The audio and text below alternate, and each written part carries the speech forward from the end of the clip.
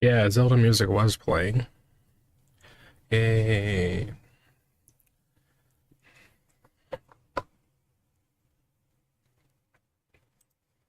Yeah, YouTube site's working. Okay. I haven't even joined the call. I wish I had more time to set this up.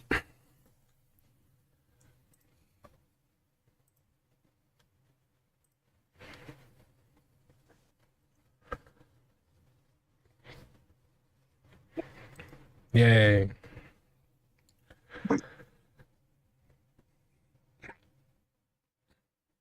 Alright. Hey. Pull a flayon. Pull a flayon? Yeah, did he pull a flayon? Was he late? Oh, did he have... He had technical difficulties. Yeah, he was by 20 minutes. Jerry was ripping on him yesterday on that. I heard about that, but I only saw the ending of it. Yeah. Ugh. We got something a little exciting. Oh? I figured out a way to use all my key charms as decor. Oh? Yeah, I'll send you a picture of it. I'm almost done.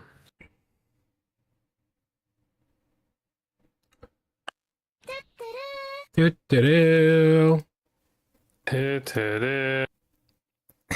Never forget, bring Ina back. I know, right?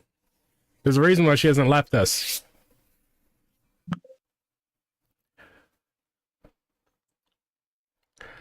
Apologies, I will try my best to, if I need to clear my throat, I will mute myself. I'll be back. I'm grabbing a few more. That's fine. Excuse me, can you use a high-pitched voice changer and do your best Pink Fong voice impression throughout the stream? I don't know who that is. Yeah, there it is. How's it been, Roland? It's been a little bit. I might as well get my other keyboard set up. Just in case. I've started to only have one keyboard out, just because it's kind of nice.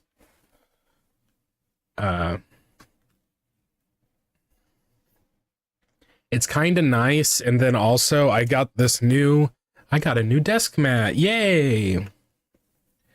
A new desk mat. Ain't she fine?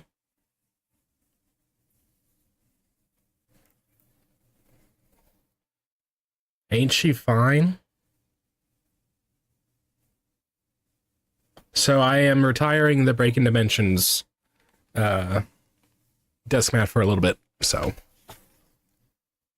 having a 50% keyboard is kind of nice because I can have it like right here, and I barely block any of the art. So I might consider getting a second one pretty soon.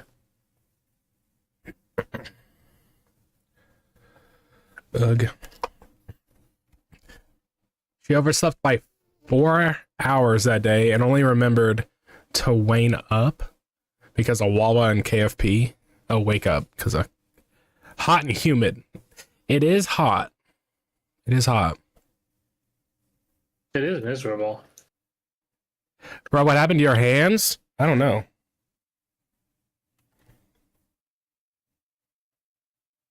Did anything happen to my hands? My hands have been...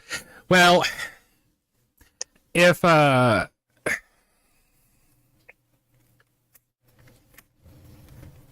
So the last stream I did, I don't know if I had a hand cam out at any point. Short story, at some point my hands got kind of infected. I would say dermatologist, I don't know, just a practitioner, kind of concluded that my hands might have some kind of infection.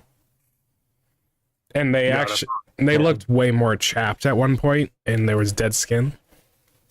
And they hurt. more back then. Nowadays, not right now, they're fine. Also, that actually might just be the camera, too. It actually just might be the camera. Yeah, because look how much more red it is.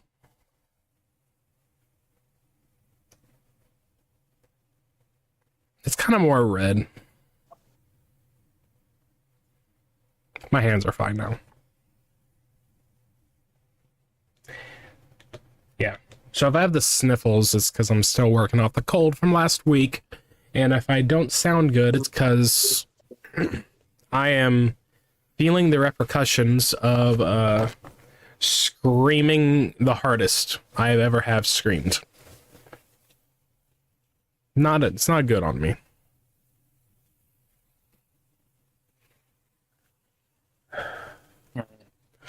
Convention cooties from the brats. Convention cooties. Convention cooties. The back in the day, I used to not have issues with getting sick after conventions or concerts. I really think it's just some of it, I think it's how I act, or just kind of what I expose myself to when I'm around. Because like Drawn to Dawn, there was no convention. It was just a concert, and I think I had maybe a light cold when I came back. And this is kind of light too, but right now it's just it's like the glands in my throat are just sore. Hepatitis. Hepatitis. So, yeah. So the trip was good. It was pretty alright. It was pretty alright. I don't know if I'm gonna do show and tell and show what I picked up. Maybe. Depends on how much time we have. I'm currently, the reason why this stream was late, better than hentai virus, I know. I posted on the YouTube Discord of what I did. YouTube channel. Oh, it's something you had. Did you buy that? Yeah, I bought it. I was talking to a coworker for ideas, and that's what she told me to go do. Ah. Yeah. It was on clearance too, but it's now found a crack, but it'll be fine. I about need something bigger. I didn't think I would need bigger. But you see all that? Literally, all of those was from the one trip. This last trip, except for the Ollie and the Ame. Yeah. Yeah. Claire's been screaming every night all week. Not because she missed you guys, but because she's horny. Oh. Oh yeah, you gotta go get her neutered, dude. That sucks that you have to pay for that. Yeah, dude, that's a little. I'm still thinking about that. That's so crazy that you're like experiencing and handling all that when it was just kind of put on you by the sounds of it. Yeah, because getting a cat neutered is like a female cat, that is. Sorry, not neutered, spayed. Spayed is the female term for this case scenario. It's like 150, 100 something over here. And I don't even know how expensive it'd be for you guys. Where you're from.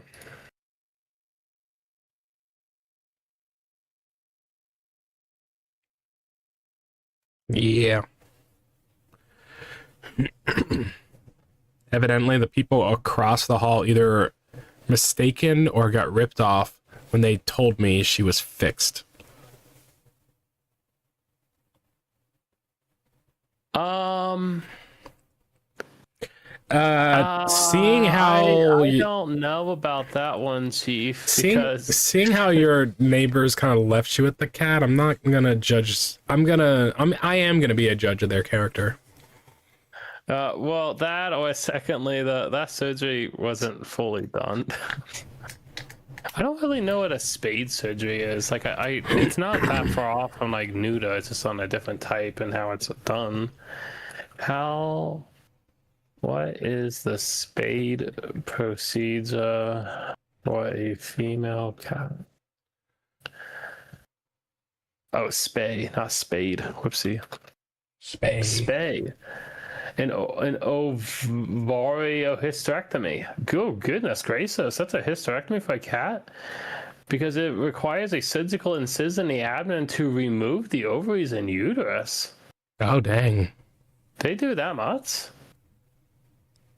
Dang, yeah, they do. They've removed the whole ovaries and uterus. Dude, the male boys just get a little paper cut in the ball sack or in the somewhere in there. Yeah, like what Nerissa says. Yeah, it's just a paper cut. Oh man, I'm looking at pictures of it now. There, man, poor the girl's got it rough, man. The girl's got it rough. Twitch like hiccuped for some reason. It said like definitely a hysterectomy. I never looked it up. I just figured, you know, guys, it's this, girls similar. I no wonder they charge more. That's definitely more. Okay. We learned something. Are you gonna want to show stuff on your screen? I don't really got anything to show. Okay. Not prepared anyways. I can't think of anything to show. It would just be of the concerts, but even then I mean, unless you want to show me I have a lot of videos of fantastic reality. Yeah, and we wouldn't probably show a lot because there's no reason to. Part of the reason why I'm late is I went through all my footage that I have on my camera, and it's I just compiled it to make it just a feed, just to play. And it's currently in the process of rendering, so that's why it's taking a little bit. So we just don't need to talk about that right now.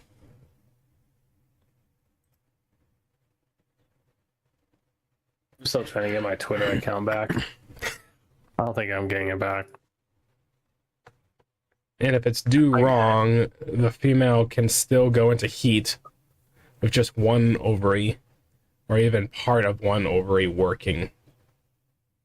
Sheesh. I would believe it. I would believe it.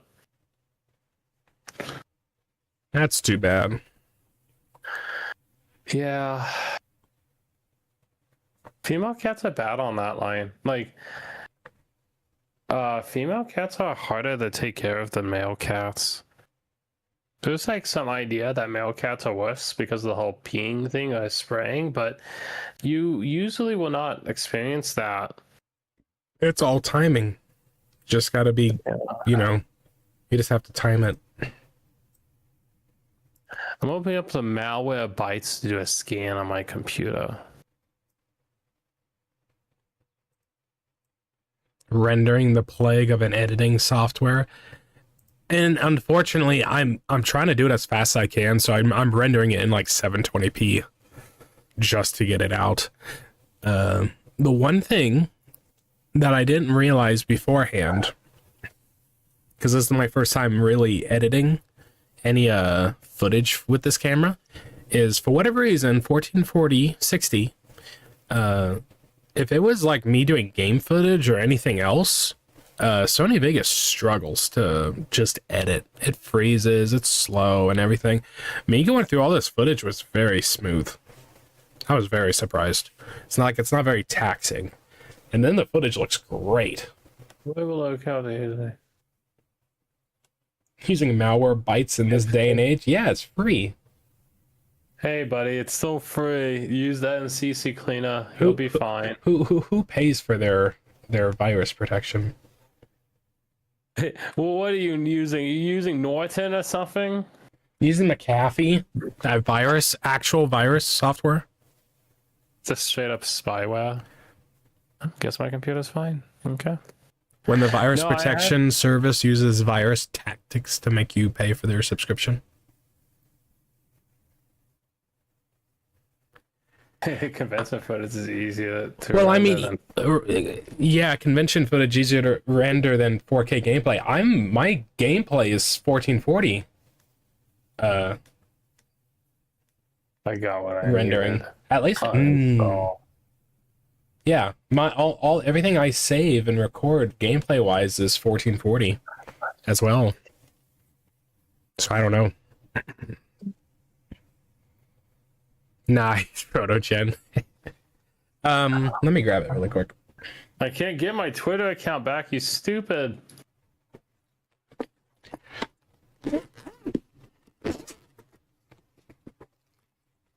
But like, there's no Twitter account with that anymore. You need to reset your password. Find your account. That. Put in the email. It's dead. Two-factor authentication. I don't know if Twitter has two-factor authentication as an option. Context for line. I made a new Twitter account because I haven't used Twitter in many years because I just want to use it for like just some people. And it got hacked in a week. Not even a week. No, not even a week. Like literally like 5 days.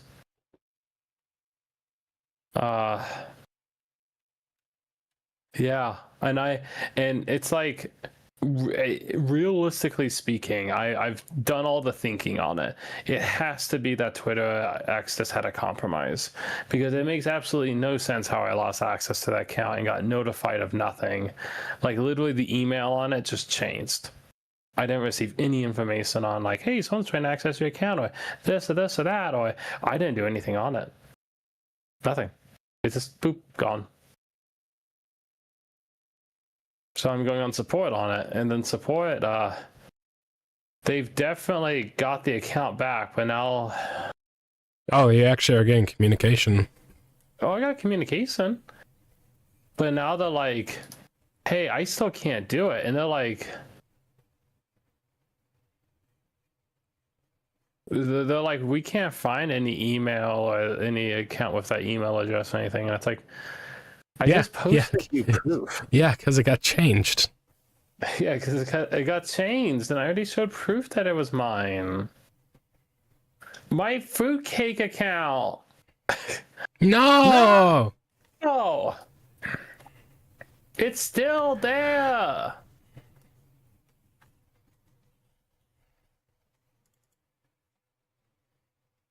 Oh, I mean, Why would you want my 5-day-old account?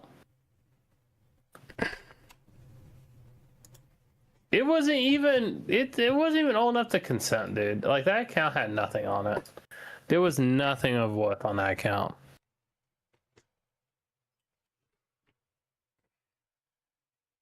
His username is incorrect. File a new report. Yeah, if only they had your ID, this could have been avoided.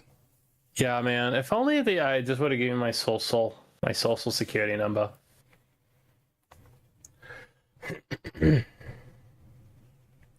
I don't know if I ever mentioned it before. Yeah, I got a camera for this trip. I got one of these DJI cameras. Previous messages. Wait, sorry. Sorry. Keep going. Yep, I'm just showing it. So. Oh, I need to get the focus off. That might be autofocusing still. It's been a while since I've used this camera. You did in a community post? Did I? That's it? Yeah, this is it. Let me see here.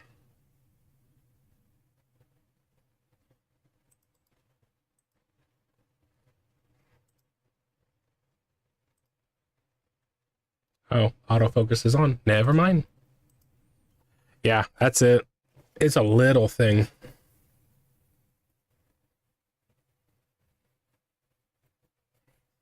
Then you have a battery extension. So it has more of a handle on it now.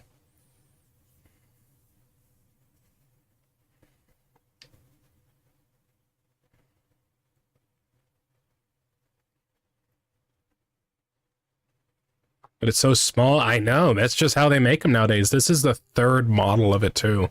This is DJI Pocket 3. And there's currently a fourth model out right now, I guess. But yeah, all my recording was on this. I almost have nothing on my phone from the trip, only from a couple spots.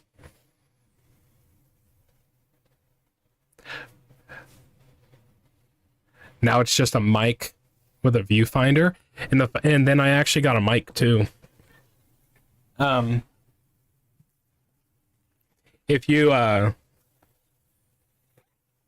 buy a mic of the same brand, they come with this two wireless mics. I got this one here. They just automatically connect to the camera. There's no syncing involved, and they're pretty good for noise canceling. So walking around the convention like AX, I had a mic on the whole time. It didn't work the greatest every time, but it was fine. Pretty nice. And just in general, it's like I wanted something better than just my phone camera.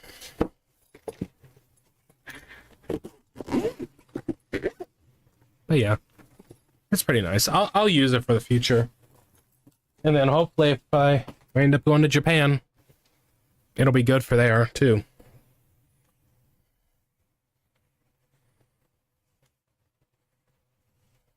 Carrying a lapel mic around by hand? No, it's I guess, what a lapel mic be considered as? What type? I forgot what a lapel mic is. I haven't heard that in a while. It's just this little thing. It has a clip on it, but if I can take it off.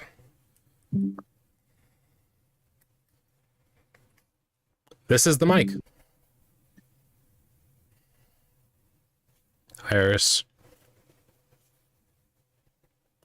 This is all the mic is. It's a little thing. There's a part in the footage I have where that's literally a lapel mic. Yeah, it's little, and it's all Bluetooth.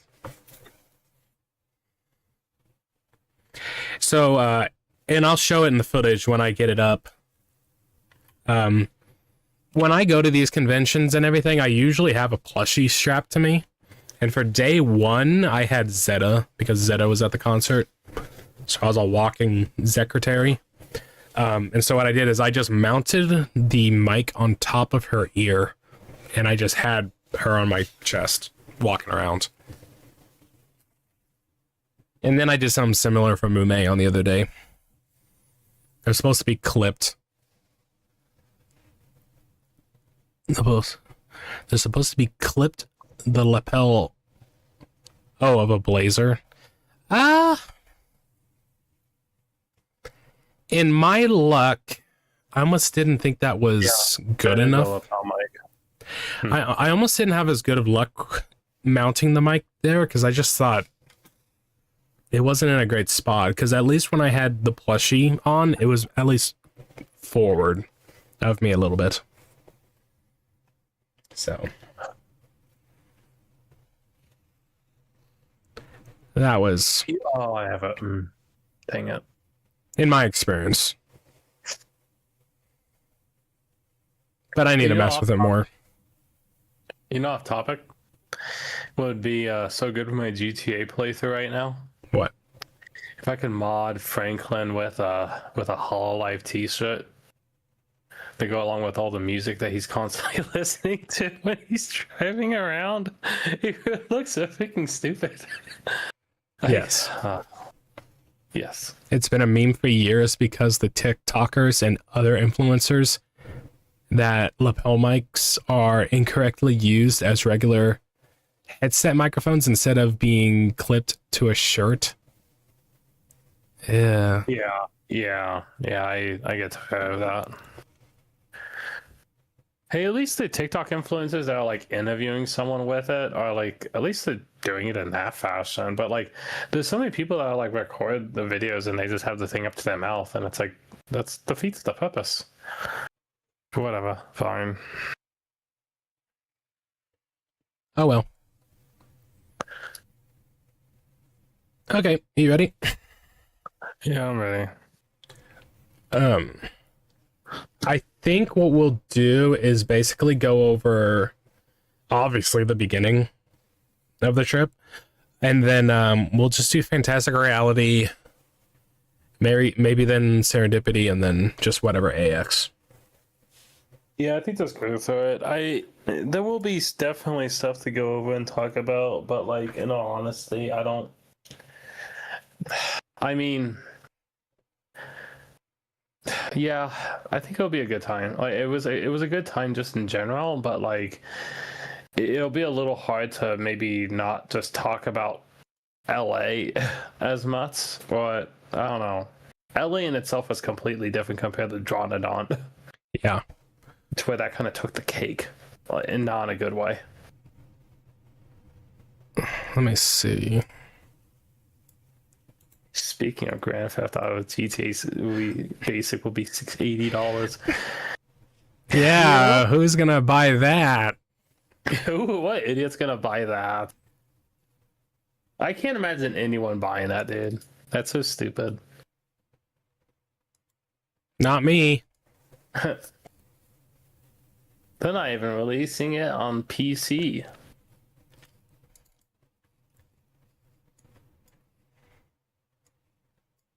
There was actually a potential leak that we actually already knew how much money they made off the pre-orders. Yeah, it's like 3 billion or something.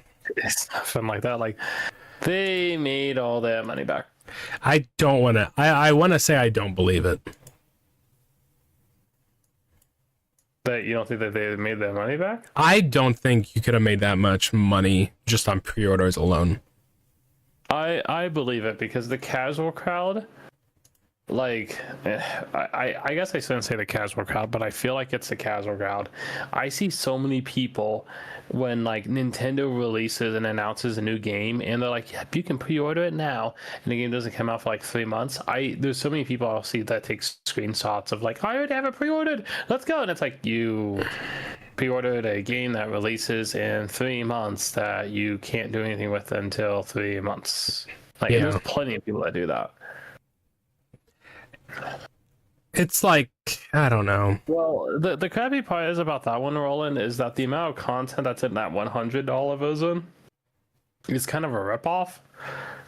Like, it's speculated that they're locking a lot of content behind that extra $20 cost range, to where it's kind of disgusting. To where A lot of people are just saying the game is actually $100, and they're just making this. They're making this other $80 version just as a way of lessening the blow. Yep. I do believe that is the case. I think the actual $100 one is actually the regular amount of content you would expect to see in a GTA game or in a Rockstar game, like through and through. So, in all honesty, the game costs $100, not $80. But for like an actual like authentic GTA experience. And dude, that's not even including the fact that like I am just in shock that we still haven't seen gameplay for this game. Yeah, that's a little weird that they put out pre-orders for. Yeah. It's been speculated that about 25 to 30% is cut from the basic edition. Yeah, I would believe that. That's kind of reading into what it said. So, like, here's a little bit of context. I'm playing GTA 5 for the first time, which I'm 13 years late.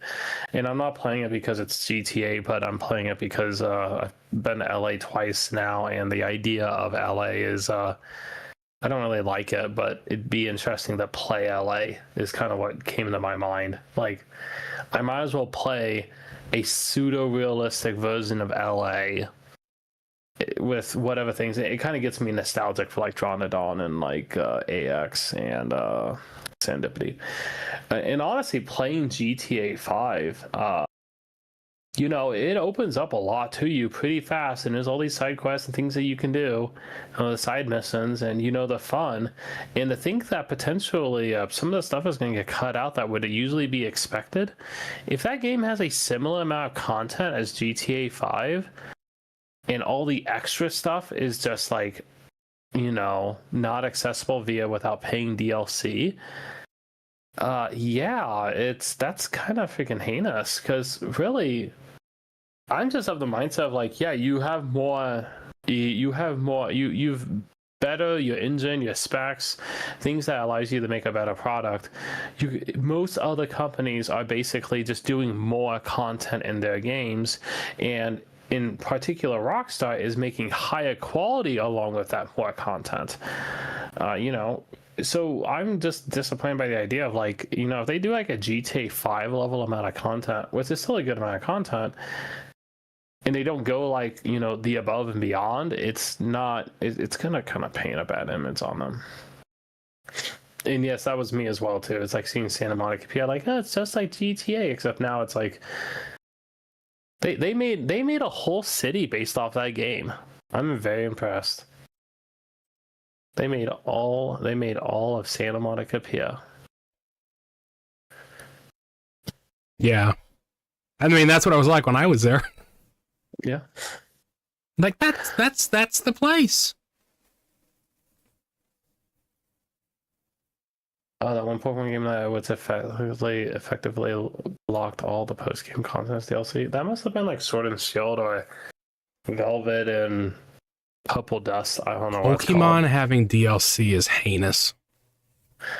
I mean, they've been doing that since Sword and Shield, though. They released like a $30 expansion pack, which is sad because Pokemon Black and White had like a crap ton of really good endgame content, but they'll never do that again. Yet again, they probably Sun and Moon or Ultra Sun and Moon probably had good endgame content, but who knows? Anything of the 3DS to DS era, or anything before the end of the 3DS era. Pretty much. Okay. Yeah, so GTA 5. GTA 5. So, this trip. Yeah. Technically, Crystal introduced DLC back in 2000 with IR technology too. Technology, Crystal. I wouldn't know. IR device. I saw it was on built-in infrared system used exclusively for the mystery gift feature. Oh, so this is like the original, like go to your GameStop or Toys R Us to get something, I think. Oh yeah, Japan only, of course. Yeah, that makes sense. Oh, okay, yeah, never mind. Not that crazy. Anyway. Okay. We'll just talk about the trip. This is primarily just going to be day one. The LA experience was somewhat similar to last time. We knew what to expect when it comes to having to pay for parking and everything like that. To some extent, It worked out in the end for the better. But day one, we keep referring to as possibly the worst day of travel. It's mostly on a line of stress. At the end of the day, things worked out. We got to do what we wanted, but we were stressful. Yeah, I feel like you. I was gonna say, I feel like you just want to say it all. Yeah, sure, it doesn't matter. You can just jump in on any of it. The reality is behind it is Dronodon was an experience in which figuring out how parking worked and like getting the car rental. Show of hands, some people might actually know how to do a car rental, and I knew what to expect, but still, like, it's when you go to a huge international airport and having to figure out the right shuttle and then get to your car rental and whatever. None of it is explained well, and in all honesty, it's easier just to Uber the heck out of there than actually use the car shuttle provided. Even if it's free, it's just almost not worth it. But like, we had this general idea that like, oh yeah, LA's gonna be smooth this time, purely just because we're experienced. We have experience. We know how this parking's gonna work. I already went ahead and bought the parking beforehand, the parking reservations, just to make life easy. You know, we are just going to basically cruise. And I guess before we say anything, let's just lay the groundwork of what the entire trip was gonna look like. We were gonna fly in on Thursday. When it came to events we were going to go to, we were going to day one of Fantastic Reality, which had Kei-san, Lily Pichu, and Matara-kan. They were the main hosts, and then they had a bunch of guests. we were going to do that. The next day, which would have been Friday, was going to be day 1 of Serendipity. And then after that, Saturday, which would have been 4th of July. Oh, and then AX. Yeah, that's the thing. Saturday, which is 4th of July, we were also going to go to day 3 of Fantastic Reality, which is specifically Doki Bird's concert. And she had a bunch of guests there. And then after that, we would then have to go to day 2 of Serendipity. And then any time in between, we would try to go to Anime Expo. And we ended up going to Anime Expo a lot more than I expected. So really, out of any of the days to be stressed about would be day 1, because we have to drive to the airport, fly, get connecting flights, get into LA, get our rental car, get to our Airbnb, and then hurry and get to that first concert. After that, we would be okay. But the plan was, is like, you know, go to the concert. We're at an Airbnb this time with this trip. Let's get, you know, let's have some food at the Airbnb so we don't have to eat breakfast or pay for breakfast and all that. But that's the plan, is after the concert, let's go stock up on stuff, and then we can chill at the Airbnb. That didn't happen. Yeah, so and the thing is, theoretically speaking, that was going to be a packed day, but in all honesty, I mean, it's like you're working on the schedule of the plane and so on. So it's like you're just doing everything by the hour. So it's not like, you know, you're stressing having to run as fast as you can all the time. You know, like it was going to work out fine.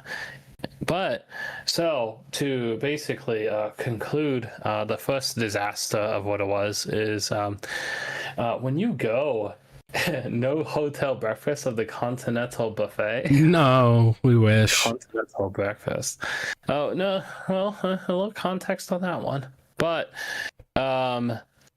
the very first thing is we did this on Jonadon. It's a little cheaper just to drive like an hour to another airport than fly out of the airport here, because it's like it saves us like $200. Yeah, it's like 150 per person. No, like, it's. I forgot about that with Bibu.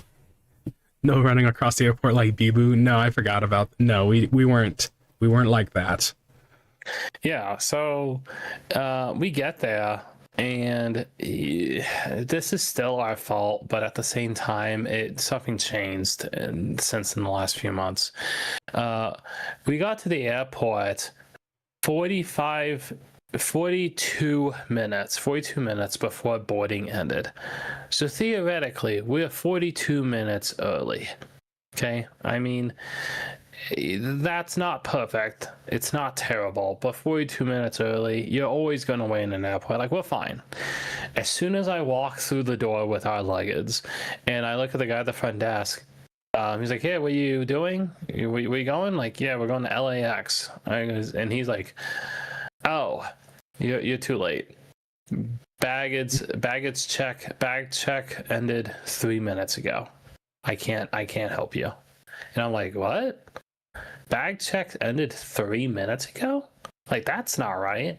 When we did New York, which we were pushing it on that airplane. New York was bad. We were 15 minutes away from boarding, and they still were like, "Yeah, you can get on, but screw your baggage." But they were still nice and did our baggage. I think that first guy was just trying to give us a hard time, understandably. But this time we're 43 minutes early, and they're like, "No, I can't help you. Like, the computer system basically doesn't allow me to. The cutoff point is 45 minutes before your flight." And I'm like, my mind turned off at that point. Like, my mind, when I get stressed, my mind just goes numb. Yeah. So I was just like, well, he was like, "So we can either rebook you for 7 p.m. We were gonna fly at 11 in the morning, and it's like, we can get you on the next flight, which is 7 o'clock that night." Yeah. Let me do the math for Roland. What's military time of that? That's like 1900 o'clock. Yeah. Yeah. And and I was just like, well, shoot, like, I mean, that screws up all of our plans. Like, the Airbnb is set up, the rental is set up. Like, it's probably not. We would miss first day of Fantastic Reality. Yeah, like all this stuff is screwed up, but like that's just what we gotta do. Like, there's nothing that we can do. And we're just kind of standing there, like, I can't give an answer, I can't think. But luckily, I brought a carry-on with me. Yeah. I brought an empty carry-on for the sake of buying merch or anything that it's not going to go in my main luggage, just simply for the sake of just having better space, because it would be free with the ticket that I bought. And so then he's like, oh, you can, if your carry-on is empty, you can put all load of stuff in your carry-on. And then I was like, well, shoot, that's what we have to do. It's like we need to somehow compile our two suitcases, our each individual suitcases, and compile it into that one carry-on and our backpacks. Yep. And sacrifices were made, barely, but sacrifices were made. And yeah, dude, I posted the backpack on the photos Discord if you actually want to see it. We were like barely, we had time to get on board, but it was stressful, and it's like, okay, we have to make use of the entire space of we had to use all the space that was in the carry-on. Like, the carry-on was heaping full. That was not a backpack. That was not a backpack anymore. It wasn't a backpack. That thing was bulging with just everything. Yeah, everything. Like, it was heavy. That was my backpack. But anyway, so then, like, at this point, this is where it sucked really bad, because we had to hurry, immediately open up the suitcases and just, like, go nearly as fast as you can, because in 43 minutes, that wasn't exactly fully accurate when we got there. Yeah, it was 43 minutes before boarding ended. So really, they're already boarding the plane around the 20-minute mark. So we technically have 20 minutes to get on the plane. And that's not... It sucked, because basically we had to hurry and smash all of our stuff into the one carry-on and the backpack. And then after that, hurry and go through TSA, and then they looked through it all, which was basically no concern. But the sad thing is that there was a girl who came in through the front door right after me, like 3-4 minutes after me, on the exact same flight. And she got screwed. She had way more luggage. Oh yes, he had two full suitcases of luggage, like a carry-on and a full big one. And she was panicking. She was like mid-20s. No, she was early 20s. So like, she was obviously, I don't know if she was like visiting family or friends, but yeah, she got screwed. Yeah. Like, I felt bad. Like, I nearly wanted to say stuff. I'm like, hey, I'm in the same boat, but like, I was also like, I gotta get on the plane. Anyway, so then, I'm not joking. As soon as I actually sat on the seat of the plane, my mind was done. Like, I was already, like, it's 11 a.m. at our time, 11 a.m., let's just say. My mind, I was so stressed in my head that I was like, I'm done. Like, I'm already like, what's next? You're on your own, pal. And the thing is, you're on your own, pal. Lassie. And whatever. So then the flight goes on. It's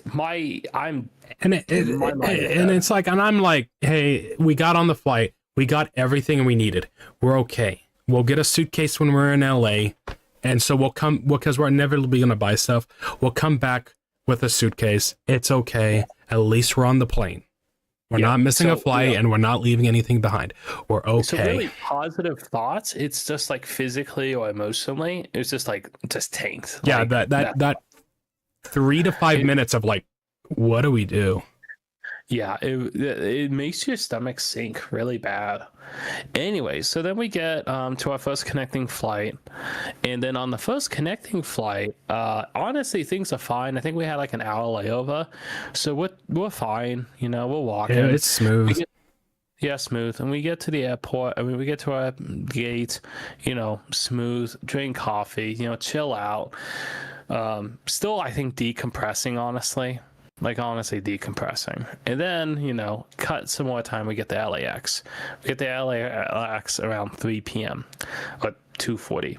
And the plan at this point is we gotta get the Uber or the Lyft. I usually just prefer Lyft. Lyft tends to be cheaper for honestly the exact same service. From what I've found out, it goes up and down. And go ahead and go to the rental.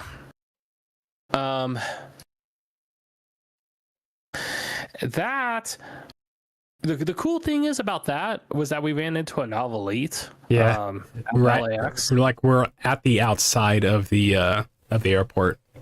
Yeah, and he was a cool guy. I had my backpack on right here, and so he saw my buttons. Yeah, and then he had a Novelite bag that was cool. I think that was a Fissel bag. Mm-hmm. And it was cool. We just chatted for like 2 minutes, but we had to get going. And then we're not going to bring it up later, but then we ran into him at the concert actually. Yeah, on I think Saturday. So yeah, it was cool. Day 2. Yeah, day 2 was really kind of the last day in a way on something. So we didn't see him after that. So it was kind of a neat closer thing. Which ironically, if I would have chatted and talked to him, I would have told him like this whole experience. But anyway, so then we started walking to the Uber Lyft spot because it's a designated spot in LA for just specifically this with LAX. Totally cool and fine.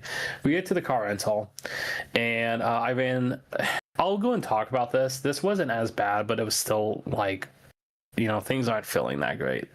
I get to the whole car rental place, and really when you do car rental, other than bringing, well, you don't even have to necessarily bring payment other than additional fees and taxes. You have to bring like your insurance card. My insurance had changes within the last month of AX or whatever, and I suspected this, but I already had all my documentation. But they were like, we want to see more information. Well, let me pull up the app for you. Well, the app no longer works because they had huge insurance changes. So then I was like, I'm just kind of screwed.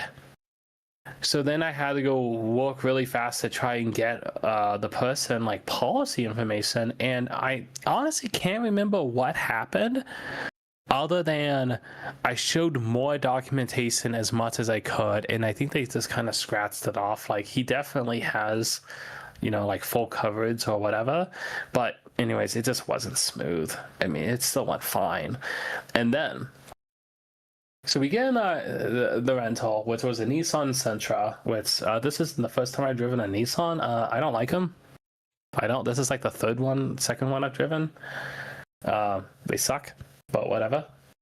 I want to talk about that. But anyways, then we do a 15-mile drive. Now, in LA terms, a 15-mile drive is like a freaking hour-long drive. Even though if you're on a highway, a 15-mile drive roughly only takes like 12 minutes. 13 minutes, 14 minutes, 15 minutes, whatever way you want to look at it as, if you're driving 60 miles per hour-ish.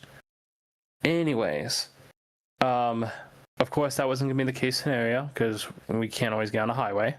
But this 15-mile drive took an hour. And it was just because LA traffic is horrible.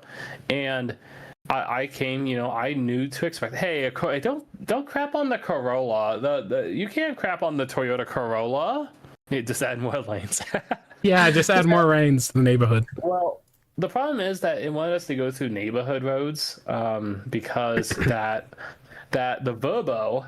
By the way, when we said Airbnb, we actually meant Verbo, but I think more people are familiar with Airbnb, so it's easy just to say Airbnb.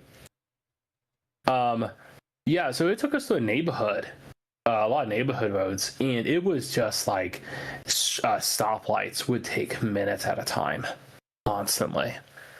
Stoplights would take 2 or 3 minutes, it felt like. And then you would drive like 2 blocks, another stoplight. Like, I'm not joking, it was like 30 minutes, 40 minutes, and we only driven like 5 miles. It wasn't until the very end that was like, oh, we got on a highway, which was also still busy, and they were saying like there was a traffic collision or problem. No, it was bad. It was bad. Then, now we're actually approaching why it was rough. Because the baggage was, of course, terrible. And, maybe some other inconvenience. The baggage was the scary part. The tip of the iceberg, the cherry on top, is that we get to the good old Airbnb. First time doing this. Never used an Airbnb before.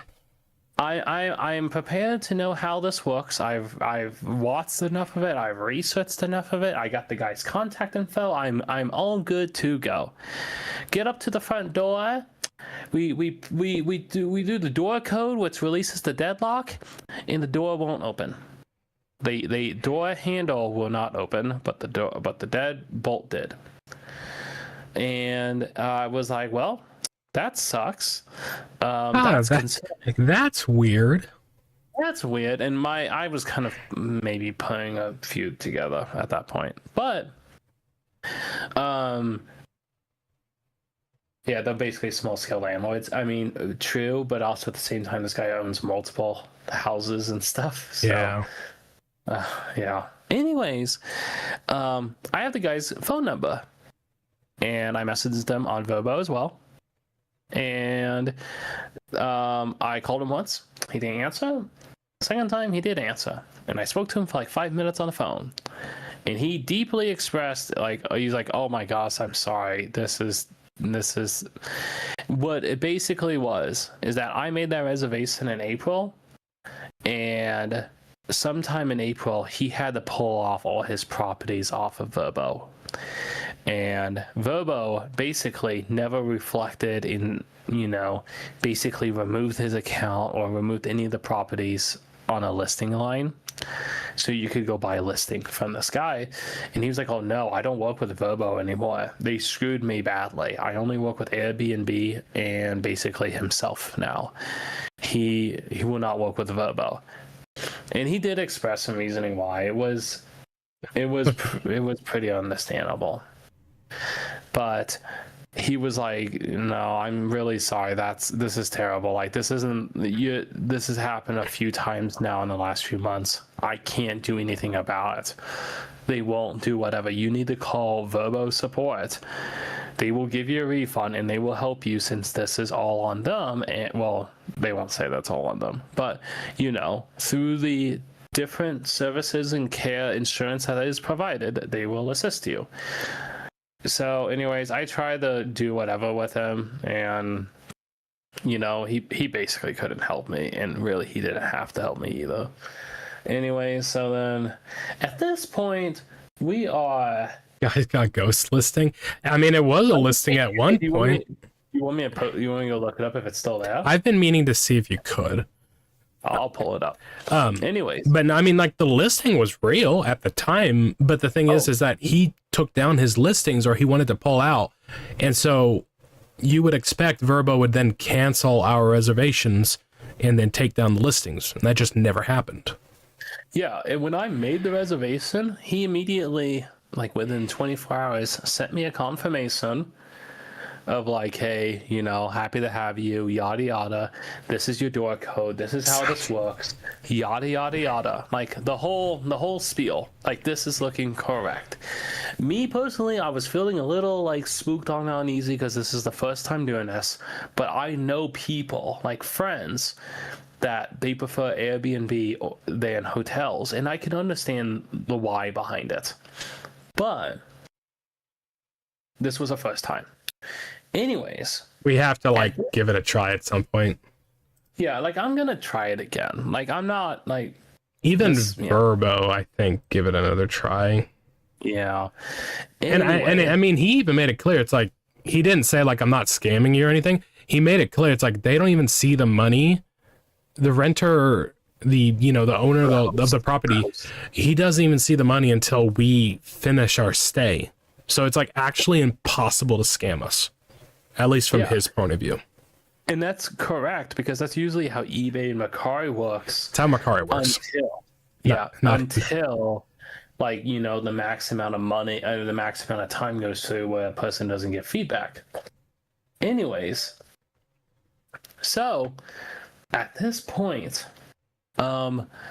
it is like 5 p.m. and we had to get to the first concert at 7 p.m. I want to say it was later than that. I think we had a 45 minutes until the doors opened. Yes, something like that. Anyway, so then at this point, I'm like, Austin just drives, because and I get on verbal support. And I've had if I didn't have my battery banks, my electronic battery bank, I would be screwed on a lot of this. But I get on Verbo support on the phone with them, because I'm not gonna go put a message, do any form of online technical support. And to basically summarize it, because they kept trying to call the host continually, really trying to make sure like what's going on here, sort of thing, is legitimate. I'm on the phone for like an hour and 45 minutes while we're driving to the concert. And within that hour and 45 minutes, it like I obviously would they were obviously going to give me support. Like when they were trying to call the host and they couldn't get any response on them, and their last message that I can see, that because they went through my chat log with the guy, was, "Hey, the door won't open, yada yada, could you give me a call here's my phone number," and so on, and they couldn't call him. Then that was basically the confirmation that what I was talking about was correct. And then I told them the additional things as well, and they said that guy was saying that all of this is on his account, like on a note, because this isn't the first time. This is like the 4th time. At this point, I'm on the phone for like an hour and 45 minutes, and I mean, there's not a whole lot to talk about other than it's a load of, okay, give me 1 second, and then they go quiet for like 4 minutes, and then they come back, confirm information, do yada yada, discuss how they're going to help you, disappear for another 5 minutes, come back. And ultimately what they did was they refunded the money, and they gave me a free hotel stay for that one day, because I'm screwed. Ticket for customer support on the weekend of Independence Day. Good luck. Thankfully, it was 2 days before. It was at least Thursday night. Well, it was true. They gave me a free hotel booking on that day, because we were basically stuck with to sleep. And then they reimbursed the money for that one Verbo, and then they basically expressed, go get whatever Verbo. You have to get a Verbo. They're not going to work with the hotel. Unless the hotel is through Verbo. Go get any listing, and if it goes over whatever it goes over the original amount, what's the original amount was like $518. If it goes over $518, basically times 2. So if it goes over like $1,016, no, $1,030, they'll cover an additional $500. So basically, they gave me back $500, and then wherever I go make a reservation that is over an extra $500, they'll pay it off. Is what it was. So we doubled our budget. Yeah, they doubled our budget basically for free. I still had to pay the first $500, but they paid the other $500. So, it was doubling our budget basically. Anyways, and that was one part.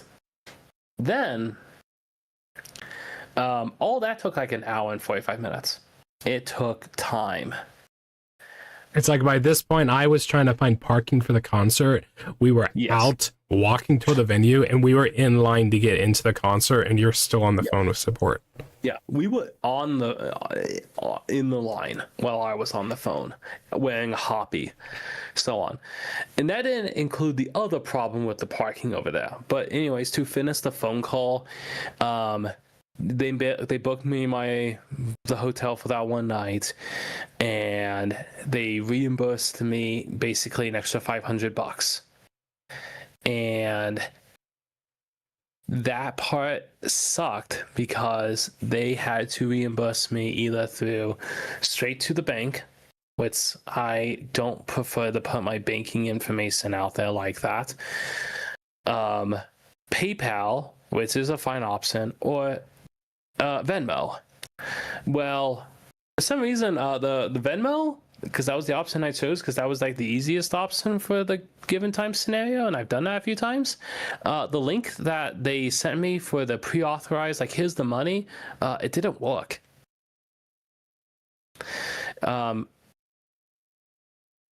To summarize it, I guess I never verified my Venmo account, even though I used it numerous times, but I never verified my email with it.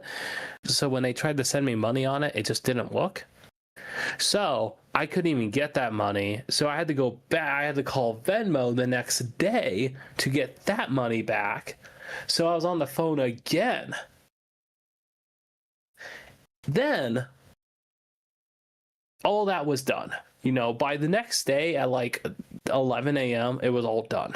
So, but to go back on that line, that fantastic reality, that's in a sketchy neighborhood, the Hollywood, Vermont. It's at a sketchy neighborhood to where it's not insanely uncommon that cars get broken into there. And at this point, this was kind of stress inducing again. Because, well, I mean, all this was stress inducing, but this part to me was extra stress inducing because we didn't have a place to drop off our luggage. So if anyone broke into the car, the rental, which is another concern, if the rental gets broken into, does my full coverage cover it? And I want to say yes, but it's also not my fault, but whatever. I was really like concerned if someone broke in and took my backpack or the luggage, I would not have my glasses for the next 3 days. Like, we would be screwed. Like, I would be screwed. Like, I think I'd have to go to a Walmart and some place to give me the most bare bones prescription, so at least I wasn't fully blind.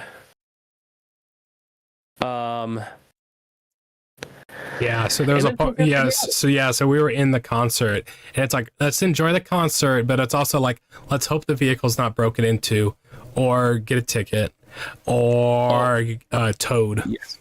Also, as well, this is the funny part. At the very beginning of the whole Verbo situation, we were starving. Oh yeah, we were starved. Like, we need food. Yeah, 5 p.m., we had not eaten since the morning. And we're like fine, but I think all the stress and stuff and just, you know, traveling around, it's like, I don't know. We were starving at like 6 p.m. 5. Like, I mean, like, I felt like more like sick at that point because I just needed food. And then I started having a headache at that point. As soon as that happened with the Verbo, all that went away. It's like I wasn't hungry anymore. I'm not hungry anymore. I'm fine. Like, I have a headache and my eyes hurt, but I'm not hungry. So then we go into fantastic reality. Which I have videos if you want to see videos. Cause I have videos too. Okay. I didn't see that, Neural. Huh. Yeah. It is a cool venue. Yeah, it was, that'd be a... I guess to end the story, nothing happened with the vehicle. We were fine. No tickets. We were fine. Yeah. We were able to get food and then get to a hotel, and we were fine after that. Yeah, but that was the next funny thing, was finding food, which was okay. But then when we got to that hotel, which was like 12 a.m. at this point, I was talking to the front desk girl, and I just trauma dumped. I was just like, because he was like, you need a credit card, you know, for this with the security, which I I was just wanting to make sure, like, hey, I'm not paying for any of this, but like, yeah, you can have money for a security deposit. And she was like, yeah, we have a listing here for Verbo. And I was like, yeah, it's been agony. It's been hell. Today's been insane. Where are you guys from? Basically the other side of the country. Not the other side, but I mean halfway across the country. Yeah. And she, like, I could tell, like, she felt bad, and she was like, "You guys want any cookies?" And I was like, "Yeah, I'll take the cookies, thank you." They were good cookies. Yeah, they were good. Anyway, so Fantastic Reality. I really liked it. My favorite performances were definitely Kason and Shy Lily. I knew Shy Lily was here, but I think my mind was so fogged up from all this. Oh, free Betty cookies. Yeah, cookies. Free pity cookie. A pity pack. A Magic the Gathering pity pack. You lost all night, so you get a pity pack. I've gotten a lot of those. And I got pity cookies. Anyways, Shy Lily had I don't know. Lily Pichu. Oh, my bad. Lily Pizza. Sorry. Shy Lily was not here. Shy Lily was not here. No, she was not. That seal was not here. But yeah, Kason, Lily Pichu, and Matara were the main hosts, and then they had a bunch of side guests. Side guests were good. I originally we weren't gonna go to day one, but once I was thinking about it, I think once Henya got announced as a side guest, I'm like, we should just go to it. It's cheap enough. And it is cheap. Well, it was like $60 some. 67. But that being said, for like a 3.5 hour concert, it's really not. Okay, to me that's not bad, but I am starting to accept and kind of realize, like, man, LA is expensive. So even though the 67 ticket is not that expensive, in a way, that is still kind of expensive. Like, if it was anywhere else, Rokunana price. Rokunana price. Yeah. But so the general displays, everything was good. The live band music was also pretty good. So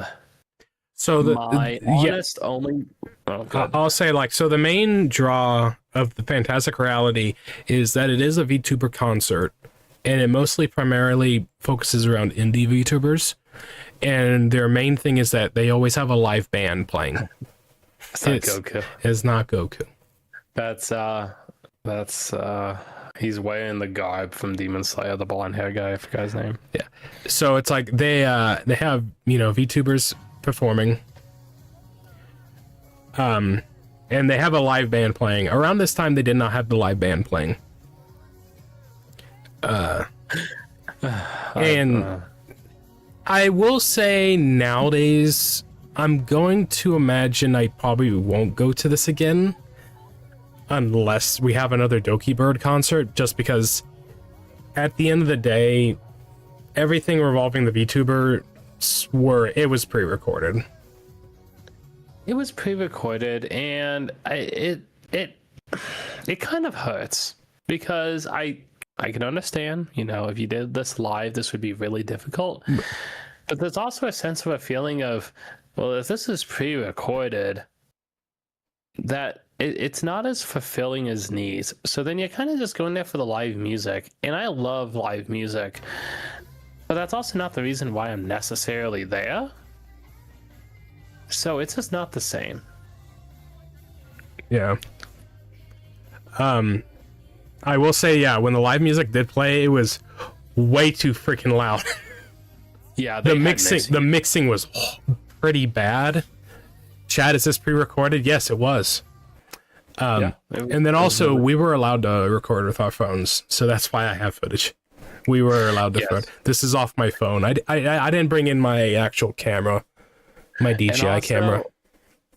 There was a handful of technical issues, which is totally understandable because it's smaller, but with it also being pre-recorded with it, it just kind of hurt. It's like, imagine if this was live with their issues.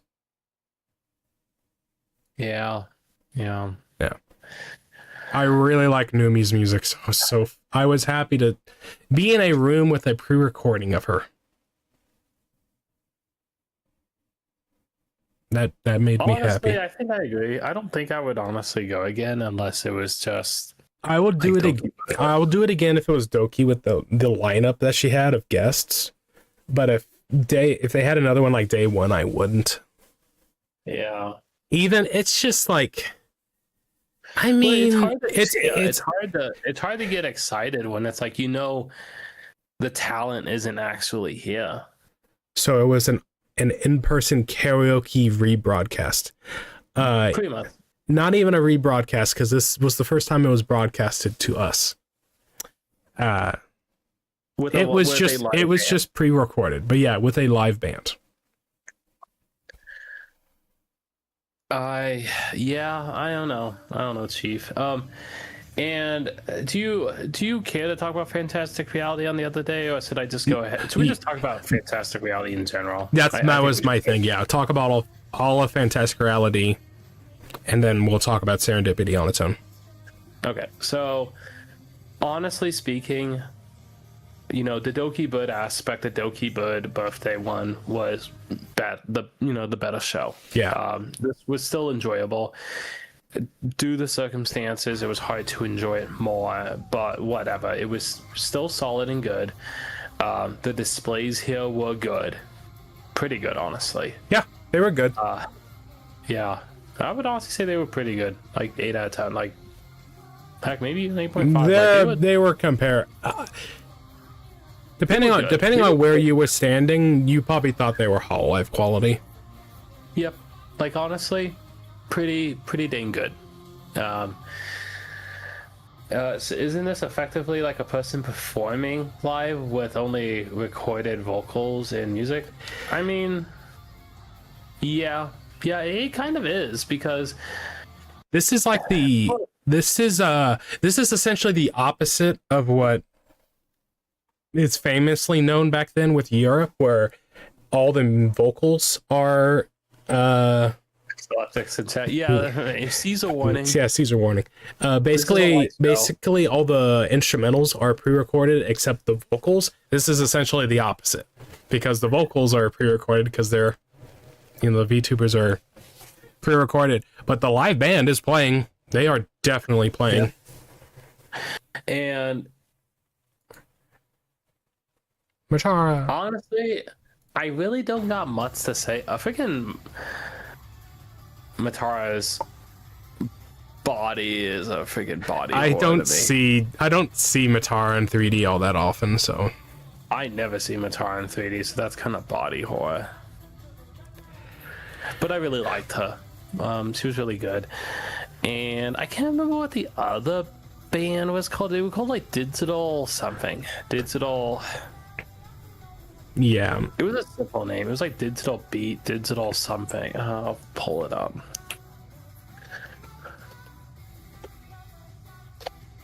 Fantastic Reality. Yeah, it's kind of hard to actually get excited when it's like, I think we all kind of realize this is not real at one point, unfortunately. And the way that I would honestly describe it, Issa Corva was there last year. Oh, yeah, she was. I was there. I missed it. Anyways, it is really hard to get excited, because in all honesty, you're not really cheering for anything at that point. You're not even really like so this is a personal thing, Roland. I've talked to Austin about this. I don't like encores. I think they're corny, they're annoying. Like, let's just have a good show and let's just be done. Like, the idea of encore, let's do this, it's like, it's an old tradition thing at this point. But personally, like, I'm so tired and burnt out from it that I don't really, I don't cheer for encore anymore. Like, I know it's gonna happen anyway, so I'm just gonna sit here. I'm a party pooper. But like, yeah. Anyways, my honest thing is like, with it being pre-recorded too, what am I cheering for then? No, the no. live band. Yeah. The live band is good, but like, that's just not the reason why I'm here, I guess. I don't know. I'm still trying to find her name. Yeah, because it kind of ended up hurting because I was like, well, if I'm gonna get a live band but a pre-recorded VTuber performing, I guess I'd rather not have a live band, because at least then I would know it's live. So yeah, you basically got to go to Japan to get both. Then John Cena wins and Lamau. Yeah, I know. So, anyways, I'm gonna go and skip on. It was called Virtual Signal. They had their own flower stand. So at the end of the concert, I don't have any footage of it. There is a VTuber band that played on screen, and so I'm sure they actually do their own recordings and everything. They were really good. I want to keep an eye on them. But they're on Spotify, but they only have one song. The thing is, yeah, I get conflicted at this point because I just don't know if the models look that good at that point for like a concert level at like actually performing. But the thing is, then it goes back to, well, they're not actually performing, this is pre-recorded. I don't know, I'm conflicted. Like, I don't know, I was kind of affected. Yay, fuck it. Yeah, we were like walking around like, hey, the Faku booth's gonna be in a artist alley, and we just saw it from a distance, and I just took a picture, especially because of how much we talked about it last time we streamed. Yeah. Anyways, I would say still had the same grievances with Doki's concert with Fantastic Reality, but at least I enjoyed. I think I preferred the set list way more. Yeah, the set list on day 2, or the Doki Bud Fantastic Reality, was just a lot of fun. But then secondly as well, they advertised them as they advertised it as not retro music or anything like that, but like dude, it's like 2000s pop, man. It's basically what it ended up being. It was a bunch of 2000s. Some of it was emo music. Yeah. And not only was it just funner, but it was also Doki Bud, which was fun. Like, it starts off with her basically getting like, are you guys ready for the concert? Yada yada, and it's a pre-recorded video. And then she goes, and anyways, concert's canceled, and she throws out a desk and a computer, and she's like, oh, we're gonna be playing Apex Legends. We're gonna be going back to our roots. We're gonna play Apex, yeah. And she literally has a pre-recorded, like, she's commentating over an old video, like, it's very obvious, and she shows a whole match of Apex Legends, and it lasts 10 minutes long, and it was just funny because we're like we're in the venue and we're just watching a match of Apex Legends on screen. But I'm gonna keep going with this. There was one personal big problem, Fantastic Reality with Doki Bud. This still bums me out because I can't do anything about it. We got VIP for this because why not? And honestly, I'm glad we did, because we would have not had very good spots. And VIP was not very cheap, but it wasn't Serendipity expensive. It was like $100 cheap, $80 cheaper than Serendipity. And one of the things that it includes is that you will have a signed postcard from Doki Bud. This is, VIP tickets are sold out. I get to the line, I get over there, get in, we're all out. And I'm just like, how are you out? of limited VIP. Well, the thing is that there were reports about like people got their envelopes with postcards, and they were getting multiple postcards in the envelopes. And I'm annoyed and upset. I am sorry, but I wasn't happy. Like, I didn't say or do anything. I was just very bummed out because at this point we were also with a friend that we've made from the last 2 events, and he was even like, you should go talk to him and whatever, but they're just staff guys. Anyways, but then he was telling me like, hey, we're gonna go see if we can get more postcards. Come back. Yeah, come back at the end of the concert. So he was like, oh, you either wait right now or go back. Or come back. So then as soon as the concert ended, I went straight to him. And he was like, we only got 3 left. And there was 3 people in front of me. And well, I was right next to one of the guys. And he was trying like, who got here first? And we were saying times. And I was like, I got here at like 2:30. But you know, I just give it to this guy. Like, I'm not gonna. Like, just take it. This is not a me problem. Like, this was mishandled. I was upset. Like, we bought the VIP things. This is what you get. And I really did want the Doki Bud signed postcard thing. Like, I did really want it. So I was pretty bummed out. So I'm not gonna lie, that kind of spoiled it for me. Also, it had really good merch. That was a really good t-shirt. We can order it online. It was sold out online last I checked. Oh, really? I'll go pull it up. It might be restocked now, but yeah. Who knows? So anyway, going into Doki's, if you look at stock. Okay, that's good. Okay, I'm gonna send a picture of that to the friend. Oh, they have. Oh, hey, do you want a guitar pick?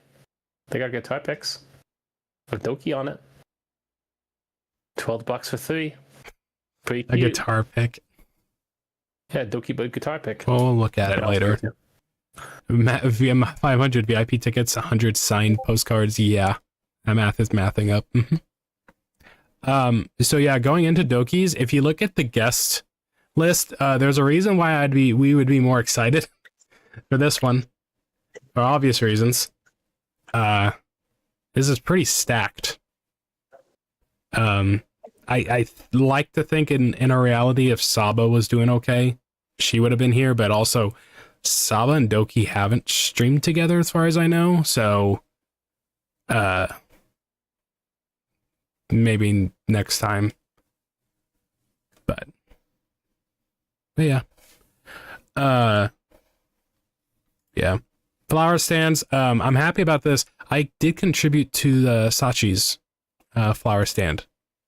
So the Sachi Discord organized this and I helped contribute to it. It turned out great. And if you ever are around in these environments where there's a flower stand or multiple flower stands, it smells great. The flowers are great.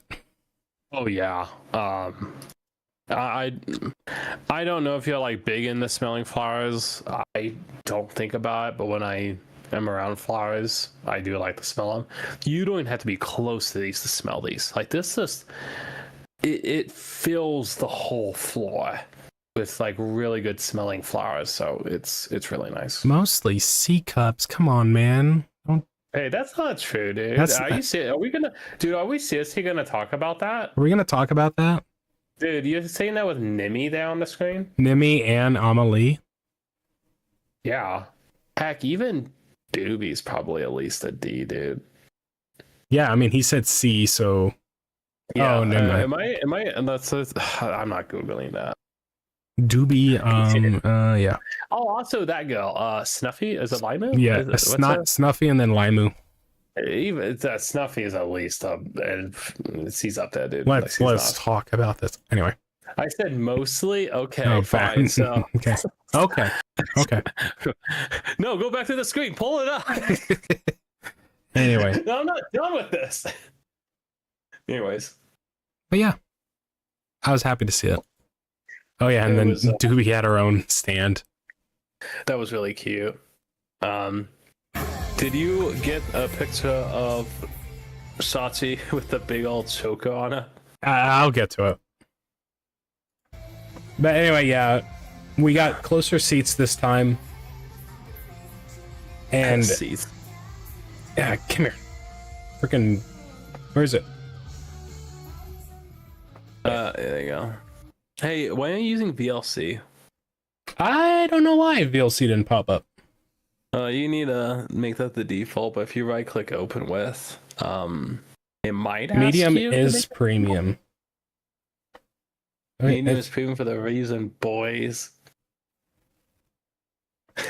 I agree, Colin. You know what, Roland? I think we can see eye to I eye on that. think we can mend know this broken You know what, friendship. Hey, Austin, I think it's time. Let's go and make him a mod. No, not until it's needed. Until it's needed. Hey, dude, what's wrong with the VLC? VLC's been slow recently. Dude, VLC looks just fine. Once you get it up. What's wrong with my open source media browser? Anyway, Once you get that up, what are you talking about? yeah, the energy was much better, but at the same time, it's like, we're here. This was a much packed. This was one of the only concerts that was actually sold out, both VIP and just tickets in general. So this concert was much bit. It was a lot more fun. Yeah, the line for this, well, Now here's actually, Sachi. Yeah, here's the point. Sachi has a choker on. I forgot. Oh yeah, she did Gorillas. Yep.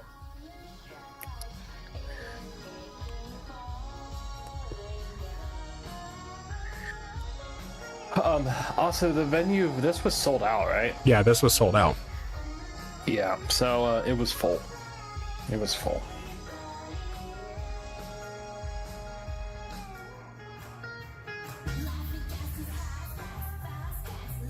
It was a lot more fun. It was. It made for a good addition for the day. So- I was severely bummed I did not get that postcard. I was bummed. I was actually really Yes, yeah. Sachi floats, even though Sachi says she's not a whale or an orca, yet when she's in 3D, she is an orca. Yeah. I think after Doki's concert, we realized like I'm okay with it being pre-recorded, I guess, as long as I'm excited for the people I'm about to see. Yeah. So That's an effing lake. that's an effing lake. Sure. And I'm so glad they did a Fall Out Boy song. Yep.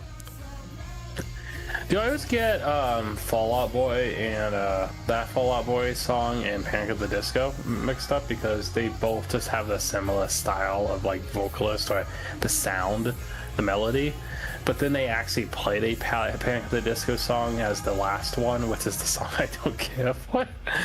And I don't even like Panic at the Disco, but like, Is she like a werelord, which are so light relative to their size that they are lighter than air? I don't think she has said. I'm sure she has said. I'm watching Sachi for Sachi. I have not gained any extra orca knowledge by watching her. But it was fun. We got to see Minto, a pre-recording of Minto. Every time I talk, I'm immediately reminded, like, it was pre-recorded. it was a good time though. Yeah, it was still fun. Don't insult Patrick Stump by comparing him to Brendan Urie. Yeah. Even like the Panic at the Disco. Is it Panic at the Disco or My Chemical Romance they played at the end? No, it's Panic at the Disco. That was Panic at the Disco? Yeah, the song that, That Shut the door. that door. I thought that was My Chemical Romance. no, that's Panic at the Disco. Oh. I don't like that song. I like it other than the lyrics. I just think it's corny. It's too so. Okay, so I don't want to go into detail, but wait a minute. It's totally. Sorry, I'm very certain that's a Panic at the Disco. I was song. pretty sure it's My Chemical Romance. Really? I always thought it was Panic at the Disco. I wouldn't know. I just assume so. Brendan or Yuri dissolved Panic at the Disco a couple years ago. Yeah. My Chemical Romance. Let me look it up real fast. No, I'm pretty sure it's Panic at the Disco. I wouldn't know. Give me a second. I'm gonna put on some headphones. At least Fall Out Boy are still a thing. Yeah.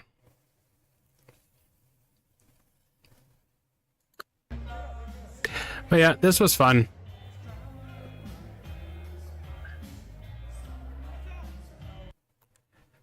Yeah. Around this time was fun because it was actually this was going to be the time where I was going to be able to meet up with a lot of people that I've kind of loosely gotten to know online. So it's right. It is. Oh, sorry. It was Panic at the Disco. Yeah. It's the song's called "I Write Sins, Not Tragedies." It's the second most popular song on Spotify. Okay. Yeah, so this was going to be one of the times I'm like, if I'm going to meet people, it's going to be here, because there's going to be people from the Sachi Discord that I did get to meet up with again, and then there's another Discord I'm on, and we were able to meet up here, and so it was fun just being around people that I just kind of loosely know online, just never get to do that. So it's fun to feel included. Not trying to talk about Panic at the Disco, but there is one song I like from him, but it's thankfully not a popular song, but it was a long time ago. It was This Is Gospel. That's the only song that I'm fine with him on. I wouldn't know. And, well, it's fine. And that's good if you don't know.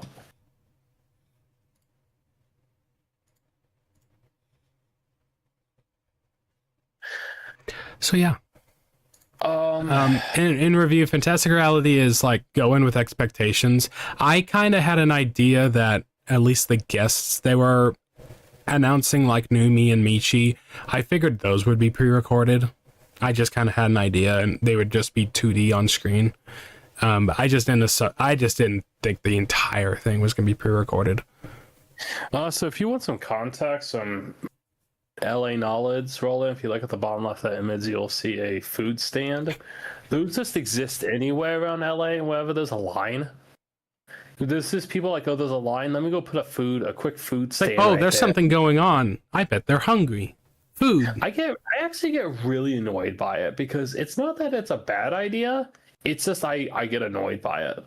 Because anytime there's a line, there's people like sell it with coolers walking around like, you guys want water? You guys want beer? You guys want drinks? Yeah. And I'm just like, no. At least these people are putting in an effort to, make something. I remember those few people that like, I'm just bought a cooler and then just bought drinks. Just trying to sell water. But dude, this food is so unsanitary though. It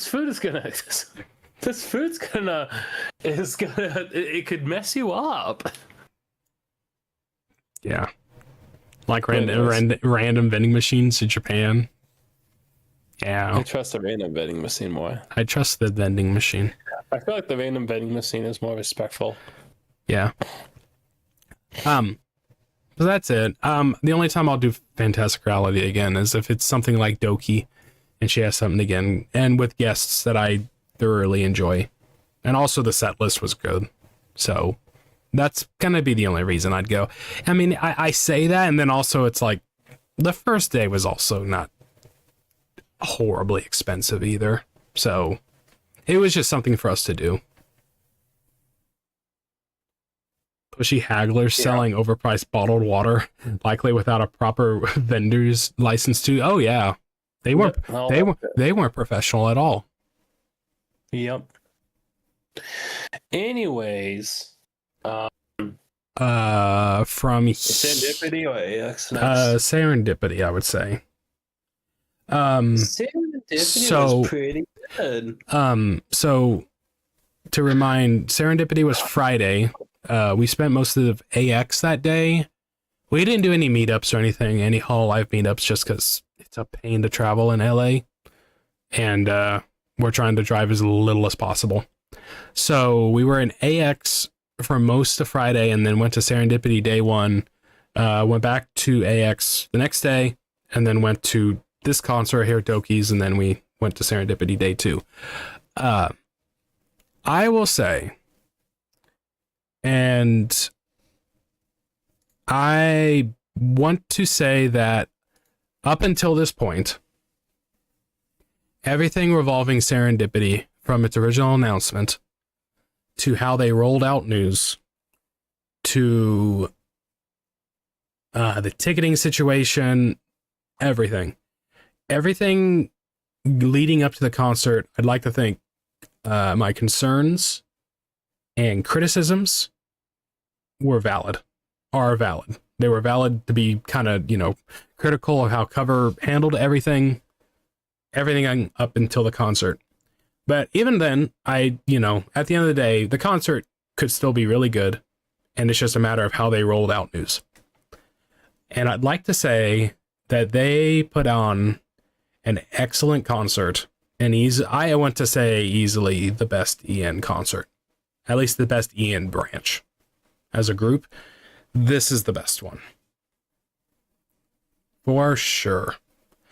Because it does one of the things that I've been kind of critical on these concerts ever since I started watching them. Ever since I started watching these back with, like, say, Breaking Dimensions, I've consistently had or just kind of like disappointment. Balancing issues. I've had disappointment with how they balance out the 2 days when they do a 2-day concert, on the line of, like, why is day one always better? To where when day two happens, it's like it's still good, but it's just, It ends kind of softly. And it's like it can still be a good day too, but it's just kind of. Well, the problem is that when day one is like a 9 out of 10 and day two is borderline like a 6.5 or like a 7, like it's just not near that same level of height, you kind of leave a little disappointed. Like it just ends soft enough to where it's like, oh well, I guess. Yeah. I mean, it's hard to say. It kills it a little. It kills it quite a bit, actually. Yeah, because day two is usually the leftovers. That's not even the case a lot of times, because no, I wouldn't say that's the case. Days like I think about, like, Breaking Dimensions, like Cali was day two. Mume was day two. Bay was day two with Breaking Dimensions. AFO was the same way as well, actually. A lot of lines, but it's just a matter of, like, I don't know. You can spread things out and organize things in a good way, and then especially concerts like AFO, if you're going to do covers of other Hololive member songs, spread it out to where it's like you're not all just doing the same member's music, because it does get tiring, and they had zero issues with that here. I want to say Drawn the Dawn was the first one, because Drawn the Dawn was great both days. And so when I say, like, I want to have a very equal day, or a very, very equal concert, it's either have both days be really good on their own, and you could either pick or choose, like, which one you preferred, or at least end with day two being the better show, because at least you leave the concert on a high. Yeah. And that's what this concert was. Sounds like Cover is actually learning. I know they did it twice in a row. And I don't bring up, like, Fess on this line either, of, like, organizing and, like, spreading it out, because that's between 4 different concerts. And I'm not picky on that at all. Other than, like, this recent Fest, it's like, why did you book the biggest music talents on the last concert day? Why did you do that? Thankfully, the rest of all the other 3 were still really good. It worked out, but it's like, why did you do that? But it was generally, like, honestly, when you compare day 1 and 2, day 1 was still pretty good, though. I rewatched. Day 2 was just really good. Yeah, so I rewatched both of the concerts this weekend, and, like, day 1 is excellent. I appreciate they approached mostly a lot of the groups with some different ideas. Like Myth had group songs, but they just didn't do one song. They did multiple. They did a medley of a lot of their previous songs, their Myth songs. So there was a little bit of freshness there compared to what they did last year. Promise did a medley together of their originals of each of them between Bay, Crony, and Iris. And then Justice and Advent did originals as well. But at least we had some new ideas going on. Myth Retreat. They did not do Myth Retreat. They did not do Myth Retreat. That wouldn't feel good at all. That'd be But I'm trying. I don't want to go like too much into it because I'll just be whatever. But going into, I would say day one of Serendipity felt a lot like day one of Drawn to Dawn, where I'm like, this was great, but there's things missing that I know we'll probably see the next day, to where it's like day two potentially could be really good. And that's what happened. Yeah. If you haven't watched, but I would say it far exceeded expectations though. I know. Roland, like seriously, Roland, if you haven't watched the free feeds of these concerts, day two has to have the single best beginning of a concert I have ever seen out of Hololive. And especially the free feed, they are incredibly generous. Incredibly generous. I've gone back and just watched that free feed because it's a banger after banger after banger after banger after banger. It is so good. And it's just, yeah. And I remember being at the concert and like not even thinking about like, oh, the free feed's about to end because they're going to talk about it. Just being there at the concert, like, this is starting off strong, and it's like, this is next. Yeah. Next, who's performing, and then who's performing next? Like, we're not taking any stops here. And then it just maintains the whole way through. It is a excellent concert. It's really hard to say what the highs were, honestly. Like, what were your favorites? Because, I mean, it's like, for example, we all know Way to You was going to play, and it was in the free feed too. But dude, the performance on it and just all of it, especially live in concert being in that, it was so good. Like, it was just like, it was a vibe. Honestly, it's like your soul just left your body. Like, it was just like, man, we are in serendipity, guys. Yeah, in complete serendipity. Any Disaster Piece songs in the free segment? One. Yes, one. But it was one of the best songs out of Disaster Piece. Like, seriously, Roland, you need to watch it because Callie is in the free segment. She does a medley of her three, not counting like 6 Feet Under and like Black Sheep, but she does like a medley of her like most hardest rock songs that she has. Yeah, it's so good, so good. I'm trying to find a picture really quick. The thing is, I am trying to avoid getting the free feed on screen to show it because the last time I showed it, YouTube claimed the VOD, and I had to cut that segment out of the VOD. And I guess I could do that because at least we're in a live segment. It's like, who cares really at the end of the day? I'm trying to find an image.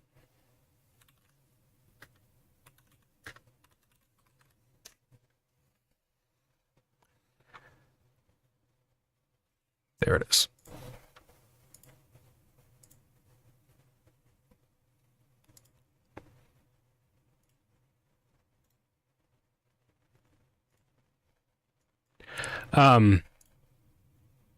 So, like, for real, especially go watch the free feed. Meanwhile, our Dragon Ball FighterZ watch along was totally fine. I know, right? I guess I was on YouTube.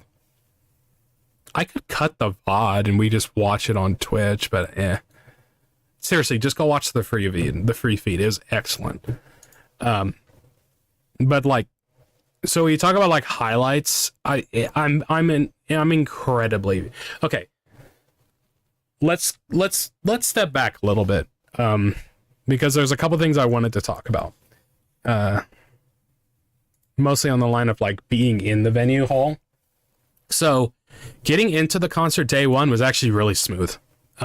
There's people complaining about security, which to some extent I can understand, but to some extent also it's like the ones complaining about the security the most were the cosplayers. I'm just going to say it. You're going to be the hardest ones to go through security. There's things that happened to security that wasn't good, but the thing is we went in with a front shoulder bag and a hoppy on. We went through no problem. The amount of people that were told that you couldn't bring in your backpack when you were originally told you couldn't bring in your backpack and they had to leave the line, it's like some people just weren't listening. I'm sorry. Well, and that's the weird thing, because in all honesty, even if, say, you went to AX or anywhere, I think you can maybe bring a backpack in AX. Oh, yeah. Japan doesn't care about security. They're fine. No, I said AX. Oh, AX. Yeah, AX was fine. Yeah, because he went to metal detectors and everything. They were fine. It's just like, in all honesty, like, I don't know. I think it makes more sense to not take your backpack because you know what security and stuff you're going to be going through, but I don't know. And I don't know. I felt like security was fine. It was sure as heck not a Dronodon. It was not a Dronodon. I would say all the staff I interacted with this venue was just fine. Really very similar to AFO. Very similar to AFO in our experience, because the Radio City Music Hall that housed All For One, that is like a legendary venue for a lot of us because it was like perfect. Everyone had a great time. And also the staff was super nice. Yeah, I'm just gonna play this just to show this is where we're at.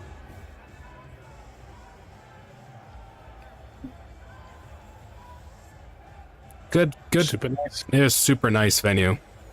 Yep. Also, this was the one time that we actually drank at the bar. We actually had some drink. No, we at AFO we drank as well. Oh, I guess you're true. You're right. Never mind. Because I had a little too good of a time at AFO. But it was nice because they even like in this time the bartenders were super chill too. Oh yeah, dude. And here's the sucky thing. I don't know if you drink Roland, but it's LA.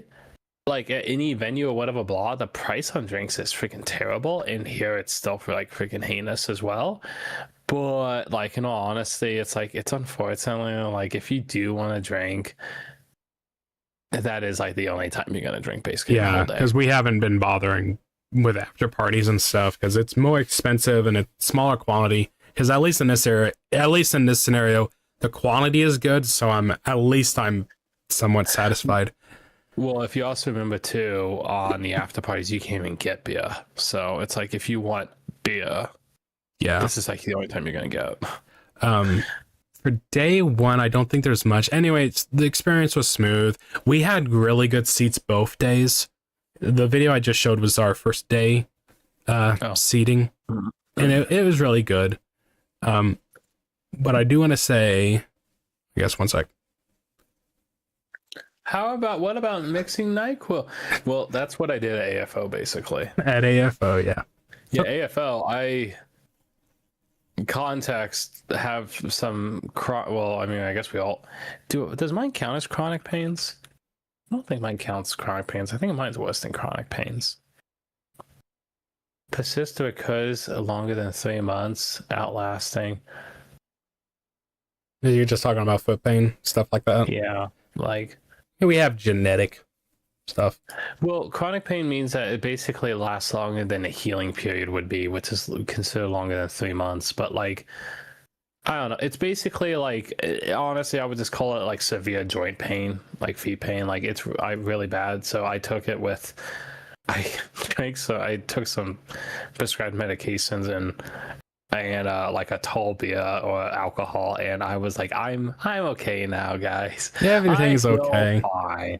And that was AFO. I did have to do that here. I was sore, but I was fine. I wasn't like dying of pain. Yeah. Like Dronodon. Yeah. But anyway, it's I don't think we've ever talked about if you drink Roland, but whatever. Yeah. Isn't that really dangerous though? Probably. Yeah, probably. I think about taking I think about taking a medication with like a soda, and I think about like, what if it's like a Mento and it's just gonna pop? Don't. I'm looking it up right now. It says here could increase the risk of overdose leading to death. So not too bad. Yeah. But you know, serendipity though, like yeah, serendipity. It was worth it. I don't know if there's much else to say about day one on the line of just the experience, but it was really good. We had a really good time. Day two though, we had VIP tickets. We were able to manage to get VIP tickets, and so we actually were able to set up a few rows ahead, and then on top of it, we were given a free shirt. Which none of us, we didn't know until the day of the concerts, like, what are the shirts like? We don't know what they were going to be like. And as long as they weren't just standard Serendipity merch shirts, I wanted something unique. I'll be happy. And that's what they ended up being. But I was actually happy because it's like, oh, I actually got the VIP thing. You got the VIP thing here. Yeah, because I was really sad when I got so I got the Justice shirt, you got the Promise shirt. I was I was really happy. I was like, oh, we actually are here. Like we got actually here. You'd need to consume several gallons of soda and fizzy candy to cause a lethal rupture, at which point you'd already be dead. Yeah. Good to know. And I should say as well, when I do that, it's not like I'm doing it for the effect of, oh, I want to have like a really good time. Like, no, I don't believe in that. It's you just don't happen to have water at the time. Yeah, it's really bad because it's like I'm in really bad pain. I really need to take medication. I'd also would really just like to have a drink because it's been a rough, hard day, and like it's relaxing. And then that's what it is. So is it dangerous? Yes, but it's also like I do it like once a year, or this is like the only time I ever do it, which is never. So yeah. Don't want to sound too irresponsible with it, but yeah. Who is Bales? I know. There's no A. So what was nice about the VIP is VIP had their own line. We got into the concert. I want to say the venue. I want to say like an hour and a half. We were in easy. Because at one point we were like doing stuff with drinks. We went to the merch line and stuff. There came a point where it's like we have a whole hour to just wait and chill. I know we had at least a whole hour. If you want, look at when you took that picture. Because I think it was like an hour and a half. I don't think it's gonna my shirt on now. The shirt on your phone at least. Nah, it's wrong. No. But anyway, so we got into the venue. Saturday. They said right there. Saturday, 8:30 or something. I'm not gonna worry about it. Okay. Anyway, it's like we got into the venue. No, that is right. That is right because it says Saturday at 8:30, but with the time changes and so on, it would be 6:30. And this concert was at 8 o'clock. Oh, okay. So yeah, we had like an hour and a half. It was really nice. It was super nice just to sit and just adding to the people. It's so much fun. So that's the thing I want to get to is, so yeah, we get to go into VIP. We get a free shirt, and you get to choose between the 4 gens. I choose Promise, obviously, and then we got like, let's go to the merch hall because we have time. Let's go get a drink because we have time. And it got to a point where like we found our seats, and we're with our friend, that's a local, and we're just chatting it up with people. It's like another thing that adds to this concert is this is easily the most fun I've been around people. The people in front of me and then behind me were super fun to be around. Like I was just sitting just kind of one spot just having my drink, and a brat happened to be sitting in front of me, and he's like, so Bay's gonna do Snake Eyes today, right? And I'm like, yes, she's obviously gonna do Snake Eyes today. Bay said she wouldn't do Snake Eyes unless she had her backup dancers. And yesterday, Kiara had her backup dancers. So it's definitely happening. And we're like, oh, let's go, whatever. And then the guys like right behind me got my attention to just like ask me something. And so we were talking to them and whatever. And it's just like, had some really good, fun people to be around. And we had like an hour to just hang out. And eventually at one point I just started talking to 2 other people, and we're like, talking about like who can have the next solo live, if they're going to do another duo live, and what do you think the set list is going to be like today, and just a whole bunch of things. And it's like the set list of this day was already good and was excellent, but then the people I got to hang out around was just made it even better. It's gonna be hard to top this. It really is. I think the next video I have, oh yeah, day one I was secretary. Today I was back to having Bay and Mume on me. But then this also has perspective of the area. Yeah, so this was actually this actually our seating? Mm-hmm. Yeah, that's actually our seating. I was right there. Nice. But yeah, I hate it. My voice is starting to get dry now because I'm not drinking enough. I need to go back drinking water. On the previous live stream, I wanted to do like a set list prediction, because if it was like AFO, what I thought was going to get played, and even on like some of the guest songs, I was right on the money on some of it. I was even more on the money here on even like what I would like them to do. And they all happened for most of them. So I was just so happy. I couldn't be happier. What were they chanting? They were, when you're at a venue, I say wah, you say wah, and then everyone goes wah. It happens all the time. I'll replay it. Yeah, it's like, is that what this one is? Yes, that's what this one is. I'll play it. Oh.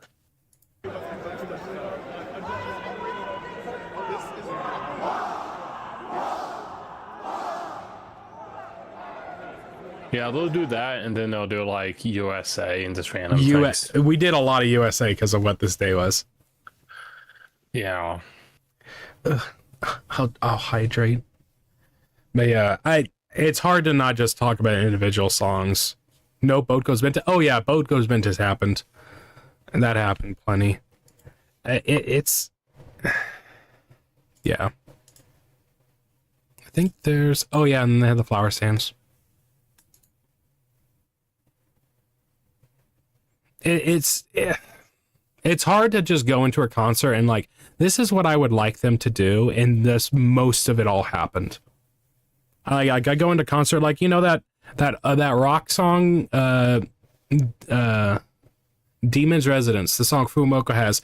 They haven't even released that on Spotify yet, and I really like that song. I want them to play that. They did it. Watame's a guest. What is a song that would be a good Watame song that she could do as a group? I say it should be a Wet Amazing Swing. It gets played. Zeta's there. I want her to do Break It Down, even though that's probably an easy pick, because that's probably her most popular song right now. It happens. But it's just, man, yeah, I couldn't have any more. I have nothing negative to say about day two. Quite literally, like, honestly, perfect. Because the thing is even if you had a preference, like, so I only have like one critique. No chanting boats outside of Grimoire. That happened. Maybe not the Boat Goes Minted, but other chants happened outside. Oh, I didn't hear any Boat Goes Minted. I heard them. I heard it not as often. You heard more bow bows and wahs. Yeah, I mean, you always hear the bow bows and the wahs. The thing is that, like, in all honesty, so like they played a few like outside of Hololive songs. So that's another unique thing they did. And that was like, I mean, so the one that took the apple, or took took the best course, I think. It's fine if I say it right. I think it's fine. The set lists are public. Oh, okay. Bad Apple, like that was really fun, dude. Bad Apple in the concert. Yes. But I'm personally not a big fan of Cruel Angel Thesis, like outside of like the opening version. And then the other additional song, which I think was Iris and Bay, I didn't even recognize. But like, see, all of that's more personal. Like, I can't critique that. So, I mean, I'm just, if anything, I will give a bonus. I'm really glad that they actually played music outside of Hololive for once, an Ian concert. The Toho song, yeah. Bay and Crony and Ina did Bad Apple. It was really good. So that was another, like, my criticism going into the concert. No, it was just Crony and Ina. What I was trying to pause this freaking media player. Yeah, I might have misspoke. That was one of my criticisms going into the concert is like, why are you announcing the duo songs? Why are you announcing the grouping songs? That's like part of the surprise is being going to these is being surprised at what they're gonna play. And but what essentially happened was all of the group pairings, so like Auto Fister, Blood Raven, Callie and Shiori, Beerus, Crony and Ina, Fumoko and Raura, all of those are essentially, they went back to doing cover songs. So they actually did songs outside of Hololive. The only one that didn't was Auto Fister because they just came out with their song. But that was a breath of fresh air because we haven't gotten to hear cover songs at an EN concert other than Breaking Dimension. I don't count Drawn the Dawn. An Ian Branch concert, we haven't gotten to hear it since Breaking Dimensions. And Yeah. I go into these concerts wanting Hololive songs because there's a good pool of it and I want to hear talents here sing other talents songs. But if you can do cover songs, that's even more of a surprise and I welcome it. No, I would not be happy if Take Me Home Jokes happened. Oh, that would be freaking funny though. I would take that if it was like, I would only take that if okay, so I would totally take that if only before it happens, Callie, because I'm gonna say Callie would sing. Callie would be a part of it. They say have to be part of it. As being part of the end and being. It would be a myth. Would have been part of the myth medley. Yes, but if I was given a heads up like seconds before, hey guys, we're gonna do a freaking silly meme song, whatever, blah, and that's what they do, so at least I'm expecting it, I'll laugh and have a good time. If they're like seriously, like with all seriousness, we're doing Take Me Home Country Homes, please, please support us. I'll be dumbstruck. Crunchyroll still hates that song because of the crunch they produced it. Doesn't help that I don't care for it as a song anyway. That song, yeah. That song is popular for actually no reason, especially in our generation. Please clap. You upside down, Bay. Bay had been strapped on me upside down for the last 2 days. I was just holding her one time. This is right outside of day 2. Just feeling the vibes. Oh yeah, because it was also it was 4th of July, so fireworks were about to start happening. Literally Fallout 76. Yeah, that's the only reason I know about that song. I'm pretty sure that might be the sole reason why it's popular again. I think I would agree with you. But yeah, that's it. After that, we went to In-N-Out.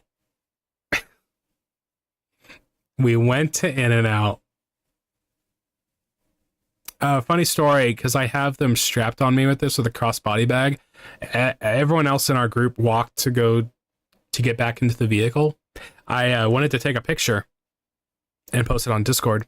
And so I quickly took the shoulder bag off of me so I can grab them. And there was a guy walking by and saw the plushies and how I grabbed it or whatever. And he was like, dude, I thought you were holding a baby or something because of how I just swung it around really quick. I was trying to take a picture and I'm like, this is funny. Also that one Ghibli film in the late 90s. Haven't watched much Ghibli, so that explains a little bit. Yeah. Wanted to go to the ramen cafe because they had the collab with Botan and Promise. We were too late that day. So we just, whatever. I just got pictures of me with my plushies. We had shaved ice. Oh, shaved ice was super nice. It was cute. It was nice. Um, Yeah, you had a matzo shaved ice, which was I had like one bite of it was really good, and then I had a pumpkin shaved ice. It's just pumpkin ice. Pumpkin is a festive thing, but I like the idea behind it, and it was good. It was pretty good. their version Concrete Roads helped John Denver get popular in Japan. That is odd. Yeah. Without going like deep into the set list or anything, yeah, Serendipity just nailed it. I just wish the lead up to Serendipity was better because it just felt like it felt mismanaged. It almost felt like no one was looking forward to it. It's just, well, it sucks because I felt like even the talents were even looking forward. it's like to no it. one talked about it until like the week prior. It felt And it like didn't help either. Oh, sorry. it just didn't feel like they were even advertising at that point too. So it's just like in the end, it's like they still put on a good show to where it's like, yeah, I think I still always had faith that it would still be a good concert, but it did hurt my anticipation of it because I was more looking forward to Fantastic Reality, and I quickly go to a Serendipity concert like, no, this is so much better. Yeah, I knew it was gonna be good still, but I was concerned of it was gonna be more of the same. Like my concern was it's going to be similar to AFO, which AFO was still, pretty good. It was just, I think it was that level of balancing involved and just like, I'm only going to hear cover songs. And I just think the set list might be predictable. But then as soon as I went to Serendipity, it was like, one, the set list wasn't necessarily predictable. Two, they did actually only play Hololive songs. Three, the balancing of it was really good. Like it was just a great show. Like I still think about it. I was even thinking about today, like day one of AFO, I still really like. It is still very close. Competing to Serendipity day two. It is still very close. Because even if I think about like the talents, like I say like I think about like Iris, like she did Diamond Girlfriend last year. I prefer that as a song compared to Be My Flame. Is it Be My Flame? Yeah. It's like I prefer that as a song, and that was day one last year.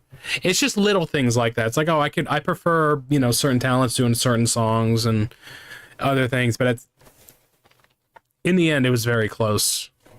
But that's just saying the set list. Still, at the end of the day, the people I was around, it was a incredibly positive and excited energy. It was couldn't replace that at all. That's the kind of stuff like, man, I wish I could relive that. I wish I could relive those couple hours.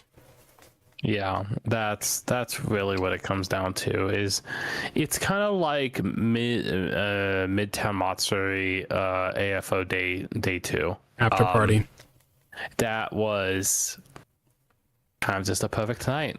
Yeah, like it was like I was, don't get me wrong, like I was like in pain, but it was a perfect night. Like I was beautiful venue, up really high up on a skyscraper. The drinks were cheap, or affordable. They weren't necessarily cheap.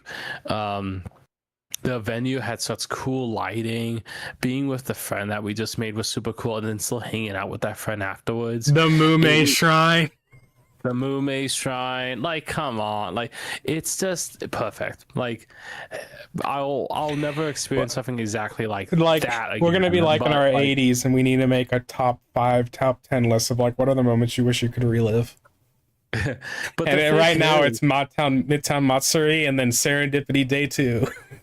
Yeah, but like, and here's the thing: you always will make new memories of things that were, that's life. You'll make new memories. They're never gonna overshadow necessarily. It's just that it's always hard to remember them all, because that's life. Like if you don't take pictures, if you don't write stuff down, if you don't reminisce on things, it does slip out of your head. So that's one thing. But like when it comes to like some of these events, it was like, no, that was just really, really, really nice. Like you're not gonna get that again. No clankers or pussy street vendors. Oh no, we got to see CC and GG at plenty. And there was one, I have a screenshot of it. There was one of those clankers that was called Cecilia. So we got a green Cecilia clanker. We got a. Pushy street vendors? Nah, not this time. They were worse in New York. Oh yeah. There was no like person trying to scam you or do anything like get handsy with you. That Like, that was more of a New York thing. Yeah, like that was well, and the reason why that's in New York is just because you're walking versus you're driving. People react like that whenever they see me swaddle my landlady's dog. They assume she's a pillow. The human brain can retain about 2 terabytes worth of information. Yeah. Oh. This I don't think I've said it on.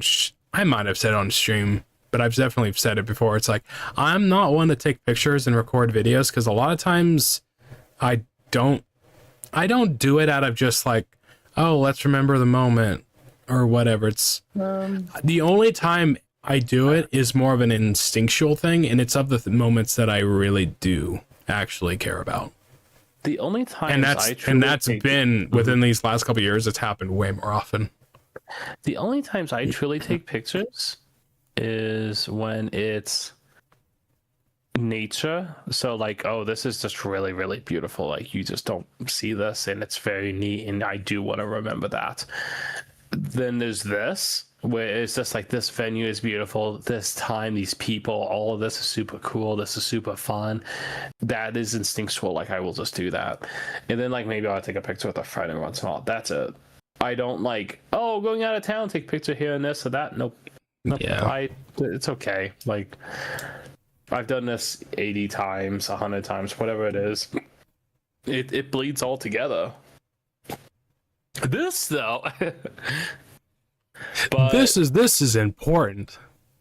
We hung out with this was the last this wasn't the last day. Yeah. The only other thing is really just AX at this point. AX was pretty good. Yeah. I got video. I have video of us just hanging out after Serendipity and all that, but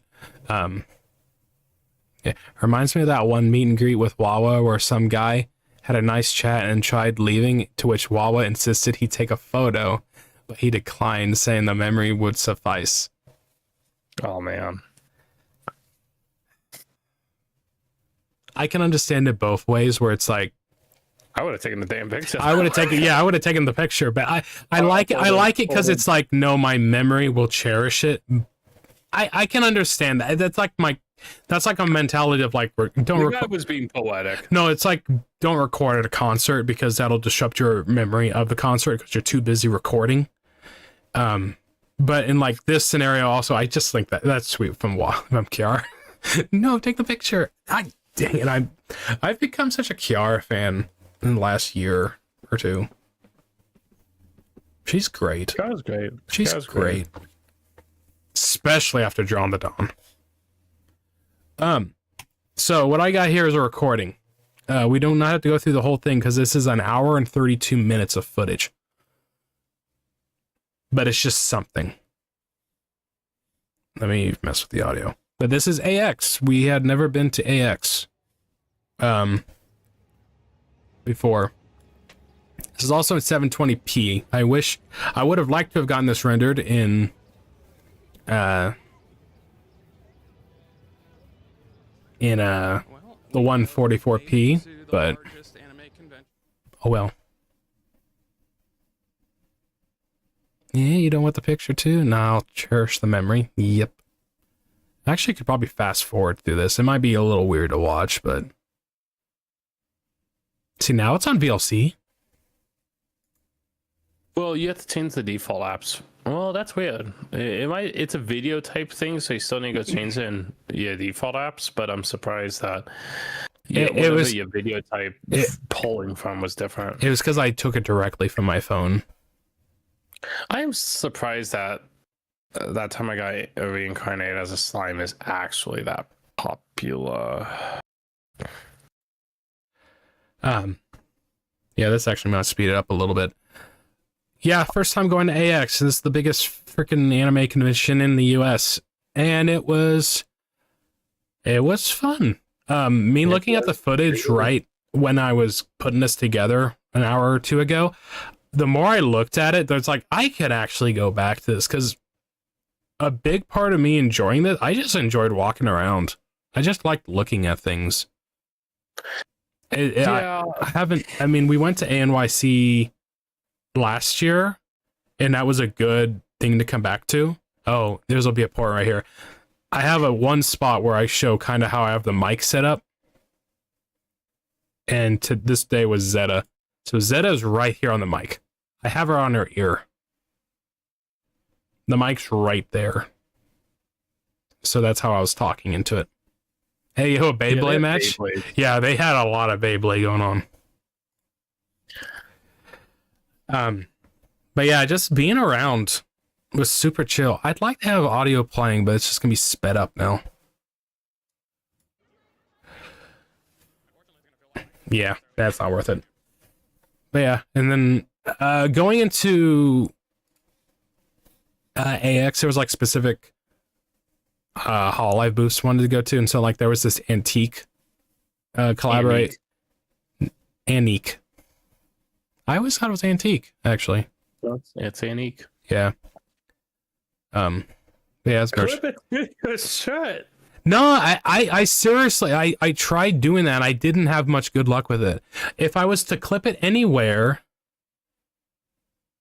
I checked it at one point. I didn't like how it sounded. Plus, that's the spot that's going to move the most, is my shirt. Or if I had it on my... if you had it in your backpack, you'd be pretty good. If I had it... Well, I had my shoulder bag, and I clipped it there, and at that point, it's really low. And it's going to definitely rub.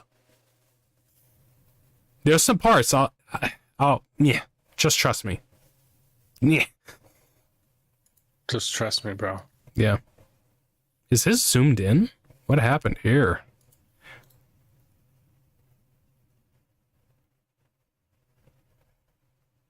Huh. Something got messed up in this recording. Oh. Yeah, something got messed up there. Ignore it. Yeah. You mean it's like Samurai Showdown? And not Samurai Showdown? I'm not sure. Oh, that's weird. Now it's happening again. Why is this happening?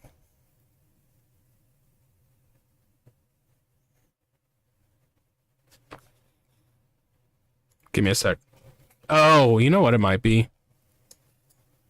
Is a VLC being stupid?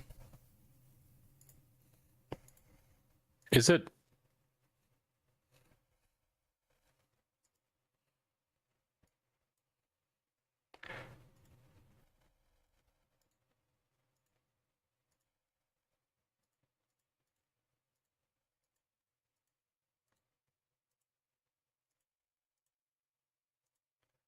It's fine right here. That's really weird. It got rendered messed up for some reason. When in doubt, blame VLC. Oh, Oda, open up in another media player. That's weird.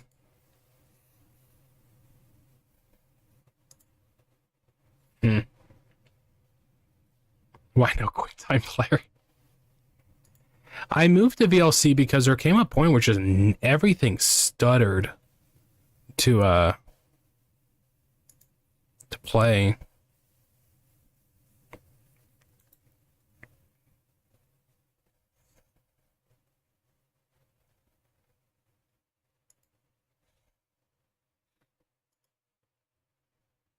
Oh, that's fantastic. It's on the wrong screen.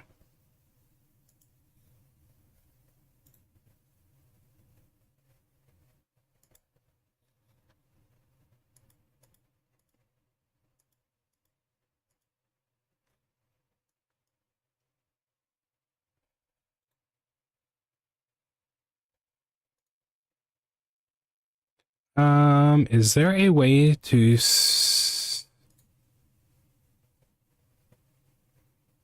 oh, never mind.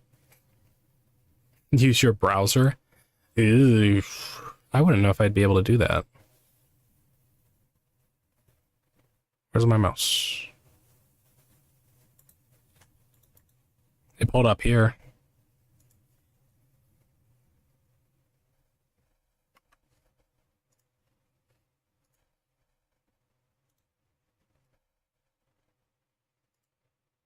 Why are you pulling up on that screen?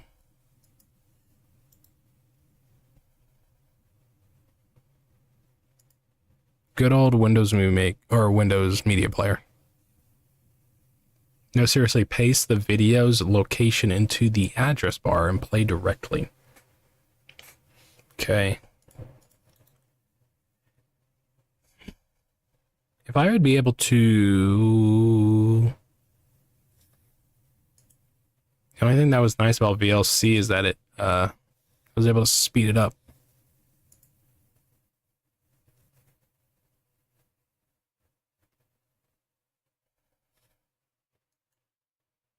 That is odd. Paste the video's location into the address bar and play directly.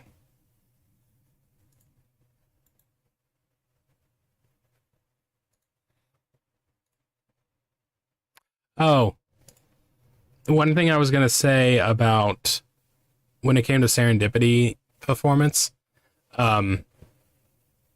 it is obviously Bay is the one I got most excited for. That's why I sound the way I do right now, because I'm screaming. Whatever. That's the most visceral reaction I'll have. And it's like when you mentioned earlier, Tim, about being at a concert like that. I think we'll use the word blissful, but you said a different word. Serendipity. Not serendipity. But there was a word you used.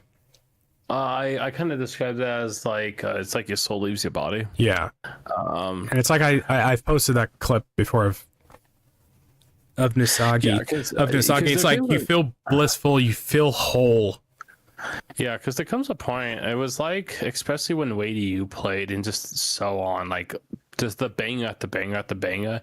It's literally like, man, I'm really happy right now. Like I am good. This is great. Yeah. Like it's like I never get to experience this. Because it's like this is great. Yeah, because in a situation like Bay performing, it's like he says, like, you want to scream, you want to cry. It's like you're full of a different emotion. This was a accurate, very, very accurate portrayal of what I looked like during Bay's concert. I forgot about that picture. I wasn't full on crying like that, but I was tearing up. But it's like me screaming, my arm just, pen lights going with the beat of the song, and I'm just like, I had never been so exhausted after a song, because after it ended, I was like leaning in front of the next scene in front of me, and I'm like, oh, I gotta breathe. Oh, I'm exhausted. Looks painful. Man, it was worth it. I need to take better care of myself, because I've been dealing with this now for gonna be close to 2 weeks now. But it worth it. Start with, oh gosh. Ew.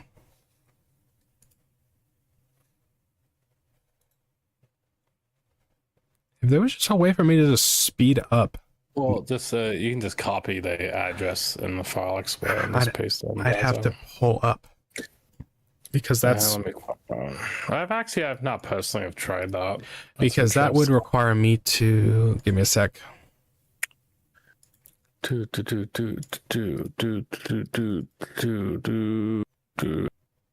will say, like, I have had those moments before where it's just like, man, I could cry right now at this concert. Didn't happen as much this time around. It happened more at AFO, actually, but there was a lot more songs that was fitting for that. Yeah, like he's right. I haven't done that before.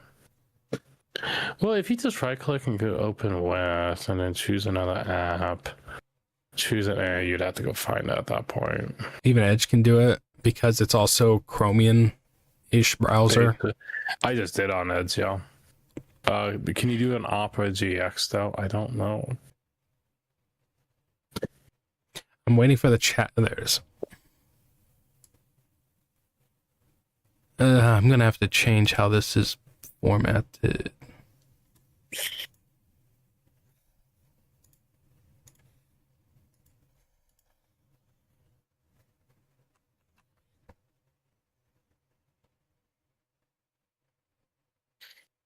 Yeah. How am I gonna customize that to work? The link? Yeah. The address? Mm-hmm. So what you do is that do you have the video? Yeah. The easiest thing that you can do is there's a way you can do. Sometimes what I do is I go on the top address bar and then just do a backslash and then just begin typing it out, and then it'll pop up, and then you just click down on the keypad and copy it real fast. And do I just put that? Oh, I just put that in the address bar. Yep. Put it in the System 32 folder. In the System 32. Man, today that stupid server was annoying.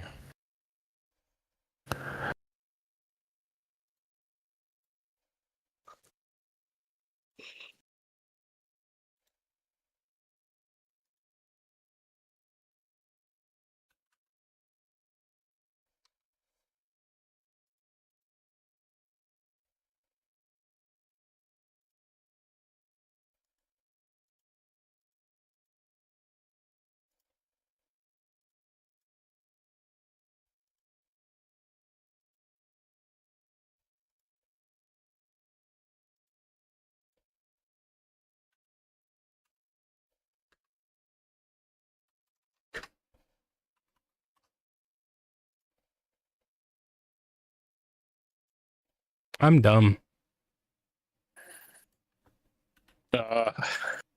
What, using Opera GX? No, I'm just trying to get the address off the media player. Okay. So yeah, I'm gonna share my screen real fast. I'll show you how to do it.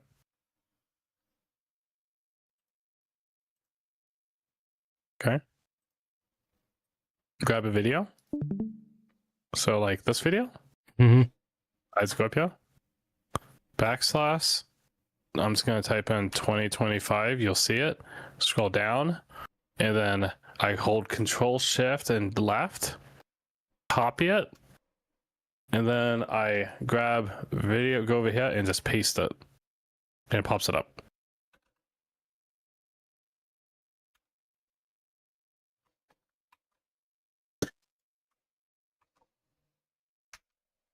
It's actually a faster way if I can remember how you. Yeah, it probably won't work on Opera.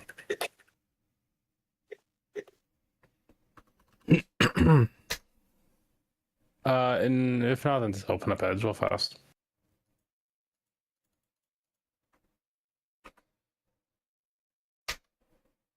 File not found. File not found. Oh, no, move. Oh, I didn't copy it right. That's weird. Well, you may not have fully, I didn't Control C it right. possibly, yeah.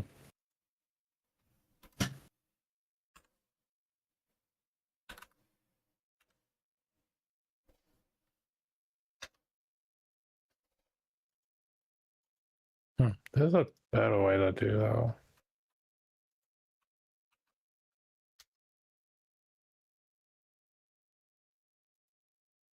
Okay.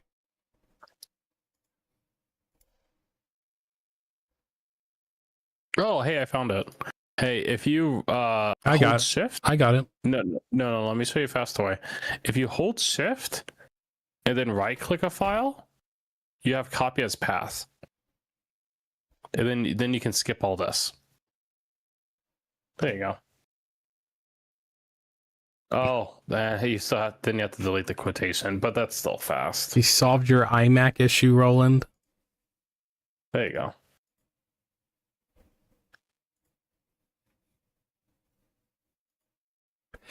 I'm still having issues.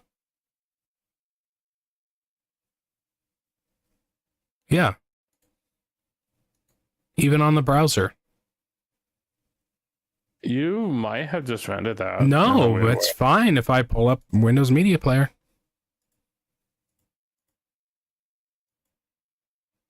Nope, it's a rendering thing. Okay. Okay. Just pull up your full rendered Sony Vegas and just watch off that full screen. Pull it off. Ugh. Usually this doesn't work. Just double click on it. Can you go full screen with it? This will be an external.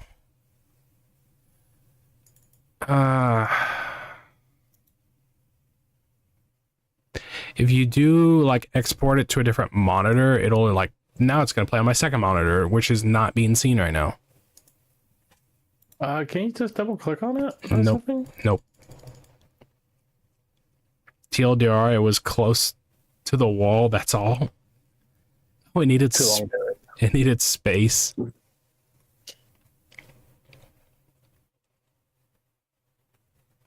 Time to play more GTA with HoloLive Radio. Give me a sec. I got an idea.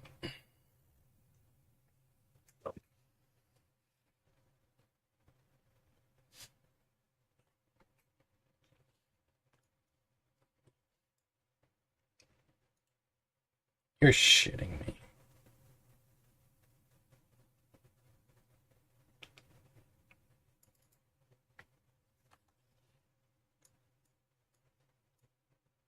We didn't go to AX, actually. Yeah, I forgot about it. We didn't actually go to AX. We forgot to go there. Oh! Side topic, while he tries to fix that. Independence Weekend, July 4th, that wasn't the problem, by the way. Anime Expo wasn't the problem either. It was the World Cup. The World Cup was the problem. So all the traffic and everything was horrible. So when I bought all those parking reservations and whatever to prepare, I couldn't use any of them. No one actually did proper parking reservations. Everyone just took parking and did it the lazy way. What's the lazy way is parking. Individuals that own those parking complexes didn't care to actually like moderate it. No, yeah, FIFA. Yeah, FIFA.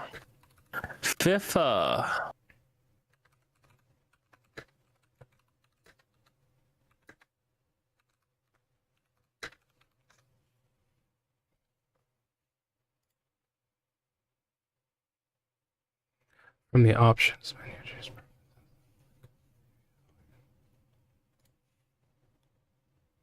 Oh, I wish I could help, but I can't look out. I know.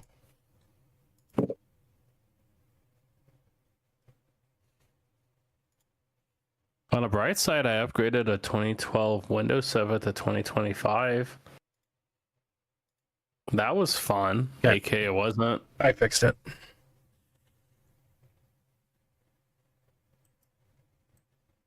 Anytime I mess with anything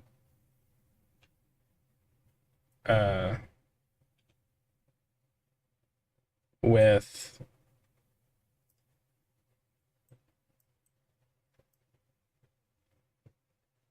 this.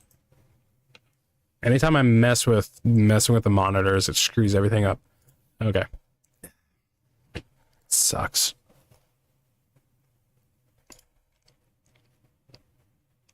So even if I do this, I still can't play it in full screen or fast forward because now it's in a media player. This is fun. And I can't fast forward.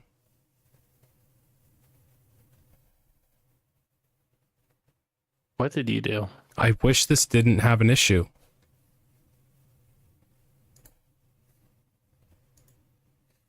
FIFA was in America again after 30 years because of that terrorist attack last time. You referring to 9/11 or which one?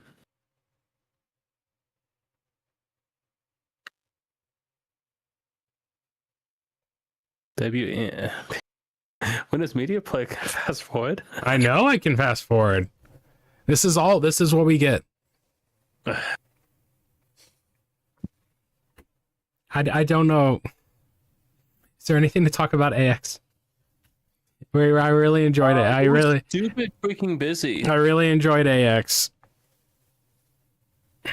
It was really freaking busy. Like, I don't think I've been in a busier venue in my life, actually. Now I'm thinking about it, because you were basically shoulder to shoulder with people almost all the time. Like this day right here is was Friday at like 9 p.m. Sorry, Friday at like 12 p.m. And in this hall, this was a more spacious hall. This was completely fine. Like, this is obviously still like full, well, has a decent bit of people, but easily traversable. You know, just walk around people a lot. The artist alley was kind of terrible. Like, Artist Alley was a thing a lot of people talked about being bad this year, and that's interesting coming from we have no experience, so I wondered what it used to be like. Yeah, like it was jam packed full. Like Artist Alley, like I hope the artist owners or booth owners, I don't know what you want to call them, I'm just gonna call them the artist. I really hope that they like financially did well or whatever, like they got like good amounts of people, because honestly in the artist alley you had, you know, a line of people at each booth, and there was people trying to guide traffic into those little booths, which the booths are all flushed together. Like, it's not like you're actually going in anywhere when you go to the booth. But the thing is, there's so many people in the middle of that aisle to where if you try to get to the booth, like, you have to fight to even get in there. And I just feel like we only looked at like a quarter of the booths, honestly, because it was hard to even get to them. Yeah. Even with like the artist alley, there was points where oh, I got an idea. We were able to they did a stamp rally in the artist alley where we went to like 8 different booths, and that at least gave us like an idea of like, hey, let's go here and do this, and that made it easy to kind of have a point of guidance. But like, you know, honestly, if we didn't have that, well, you actually no, we did that, and that still took us like an hour and a half to go to like 8 booths. I think it was 8 booths. Yeah, an hour and a half for 8 booths, and it was crazy. Like, it was just so packed. And I would believe that, like, it maybe is a loss. Like, it just depends. I don't know. I like the artist alley quite a bit because I like the indie stuff. I like seeing people's artwork. But, like, in all honesty, like, that's rough. Like, I feel like you would have more luck at a smaller venue just because there's less people, and more people, excuse me, are more willing to actually have a more genuine look at. While me, I'm like, I would like to look, but I don't feel like I have any, I'm pressured to basically move as fast as possible. Yeah. I will say I did get to stop by Mika Picasso's booth. She just had a small little corner booth. And if you know who this is Bay's mama. And then she's been doing a lot of work with Suisse recently too. But just had a nice booth.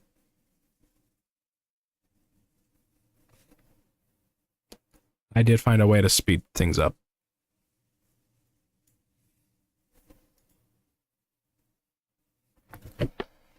Yay.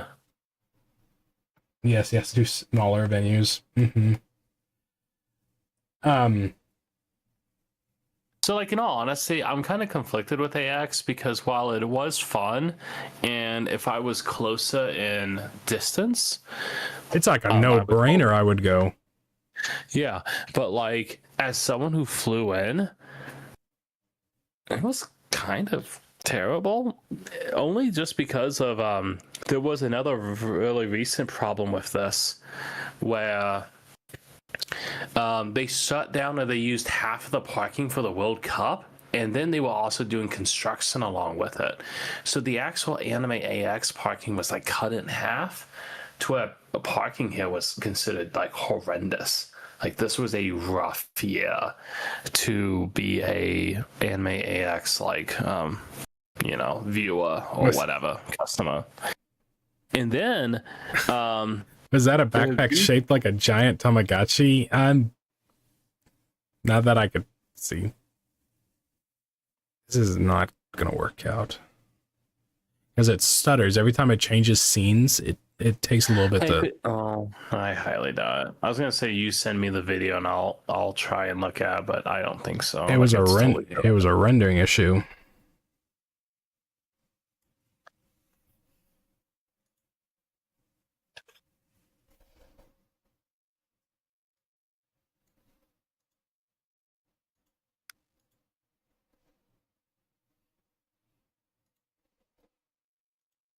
Yeah.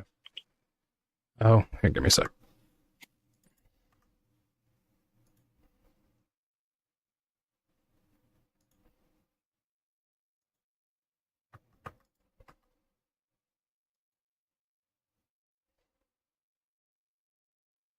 That's funny.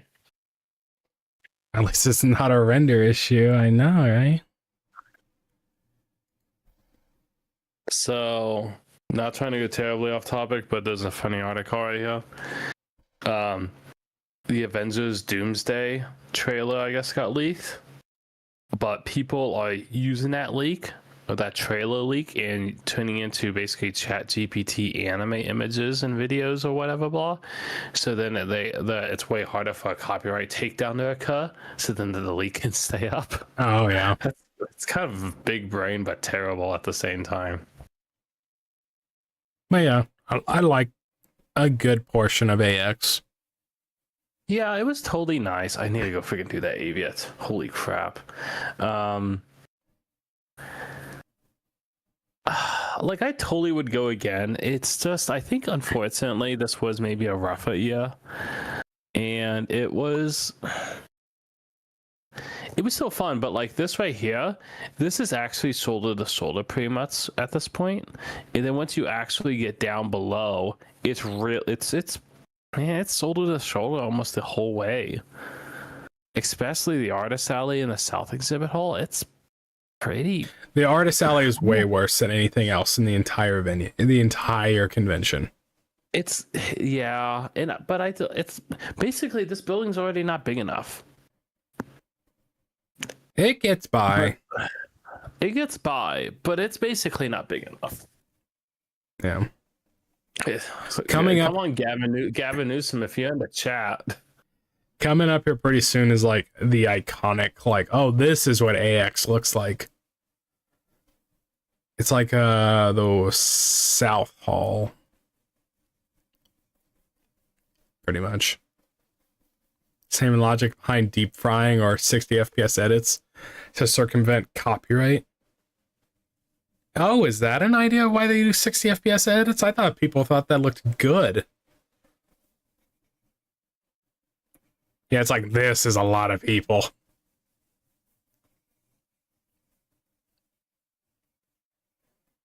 Yeah, because there's a certain amount, there's a good, a lot of people can't handle a crowd. I'm guessing it's probably like it's a form of probably claustrophobia. Yeah, there's a lot of people have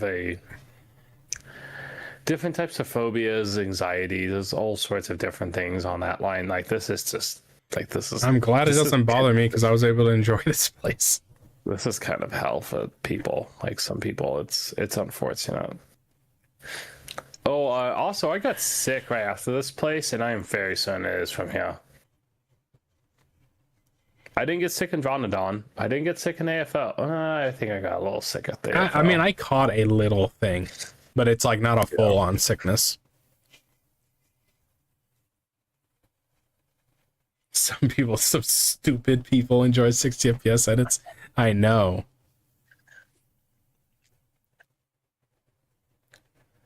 Yeah.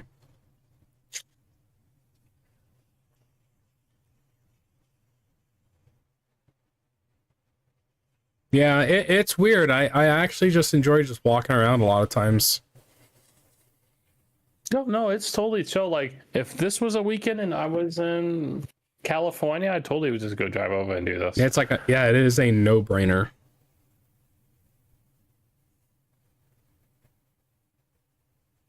I need to actually go through all the footage. I don't know exactly what I would do with all of it, but I mean, how much like file storage did it take? Oh, we didn't talk about feeling Kiara, Ina, and Callie's ball. Yeah, feeling their balls.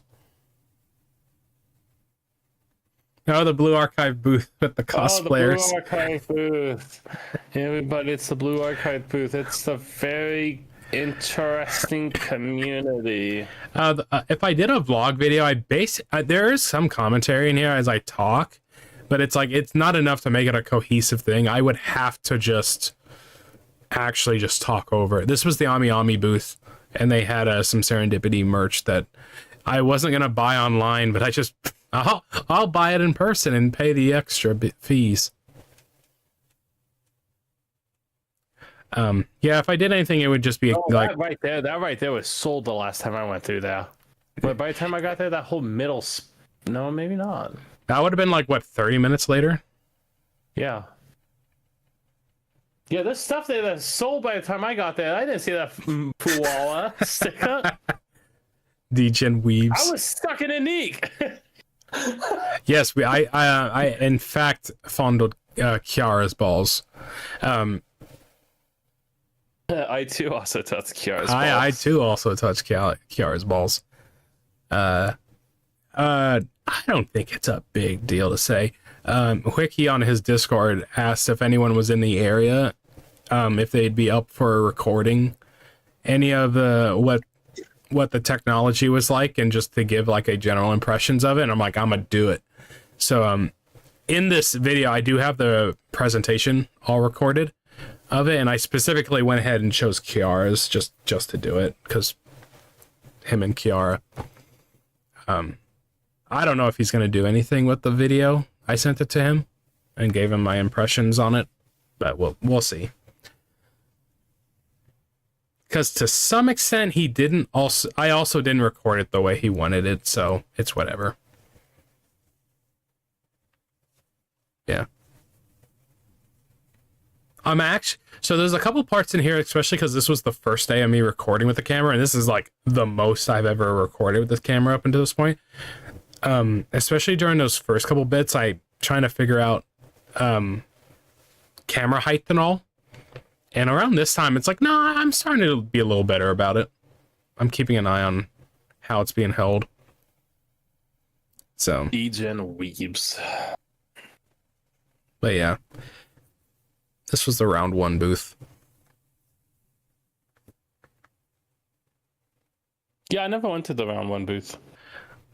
Bay broke her. Oh, I do remember the round one booth. It was super small. I walked past it. Yeah, I told you, because it's like you'll just get a card that you can use. You just have to like use this vending machine and just grab one of the balls. That's all you do. And then they'll give you a I almost grabbed like 5. That would have been a flex. I only grabbed one, honestly. But yeah, just throw it in the bag. And then you get a special just refundable card that you can use at round ones. You see, it was that easy, guys. It was that easy. Social anxiety. He went up there himself to the crane machine, did it himself, asked how it worked, talked to the person again, and got his card. It's fine. And I recorded the entire time. Yeah. So now it's got to upload that on TikTok. Talk about how you're fighting your social anxiety. Do something terrible, and people are gonna applaud you for it. Bae broke her legs to get that jumping pose. Yeah. Something like that, because I think they do just like capture balls or capture different things, and then you just actually go and cash in your reward, or they'll help you come and get your reward. It depends on the crane game. This was the Iron Mouse booth. I came here just to see Michi. Barry. I came here just to see Michi. He did a 180 and left. And yeah. At that point, Vicky. I realized like I'm actually cutting a line that's on the other side. Oh yeah, I did one of those. That was expensive. Yeah, I got this charm of VTuber. I don't even know who it is. I have to figure out who it is. I've never seen her before.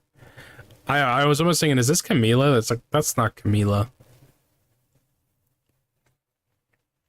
Oh yeah, then there was a good portion of the first day. I'm like, oh, I need to go to the Omana booth to come see this merch. Where is it? And it took me forever to find it. And then they cut off the line. You couldn't go in anymore. And then eventually we got in there. I'm like, I don't want anything. It's too expensive. I can't afford this right now. Well, it's expensive, and it's just like, unless you plan to like, oh, I really want this bag that I will actually use, then you shouldn't buy it. Because it's just like, I don't know how many bags you got, but I got plenty of bags, and I don't even use them. I came over to this wall just to see Michi. In Japan, gambling is still mostly illegal, so people can, redeem prizes for cash is dubious loophole. Yeah, the pachinko rabbit hole, or loophole.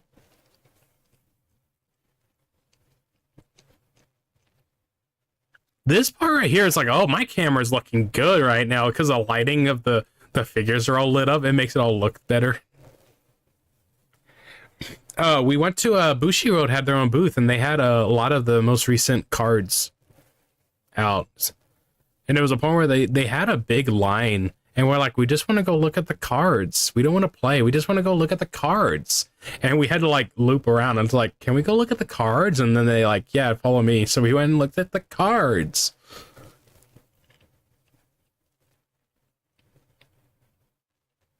Let me in. Let me in. Oh, wait, that's all too expensive. I kind of I had an idea that I wouldn't be buying anything from the Omana booth, but it's just, I wanted to go look at it.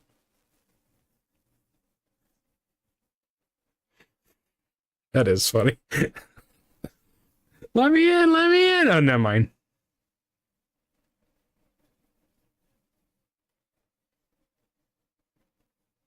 The problem with how I have this set up right now, I don't know how much is left. Oh yeah, we did gotcha. Yeah, on the video. We did gotcha. Holy crap, dude. My hands look horrible in this video. So do mine. Actually, my hands don't look that bad. I wanted Kanata. I think if the lighting just makes them look really rough. Oh yeah, lighting does the worst things.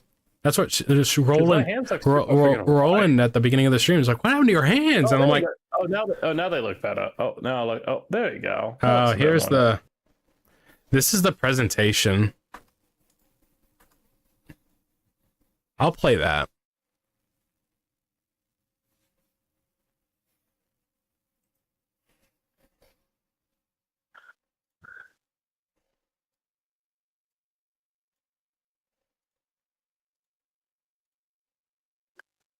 Sticker shot is a great way to keep our window shoppers. Yeah. How do I have this set up here?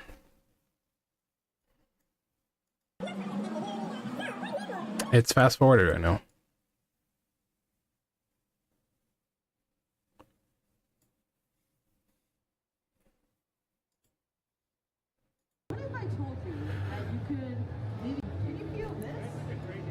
So it's essentially it's just a ball. It is a ball and a pen light. The ball is nothing. The material on it at all is nothing special. The pen light kind of feels a little cheap, but at the end of the day, don't say anything. But they are essentially vibrators. That's all they do is vibrate. Someone else said they're kind of like Switch haptic Joy-Cons. Well, maybe imagine this. Just before the concert starts, they're getting ready and they're taking deep breaths. Dance number, they're trying to feel the same, even more fun, experience even more. And then they all awkwardly talk to us. Field Tech connects you to your favorite artist. Depending on which device you choose, you'll share sensations with a different look. Or PlayStation Move controllers. Sensation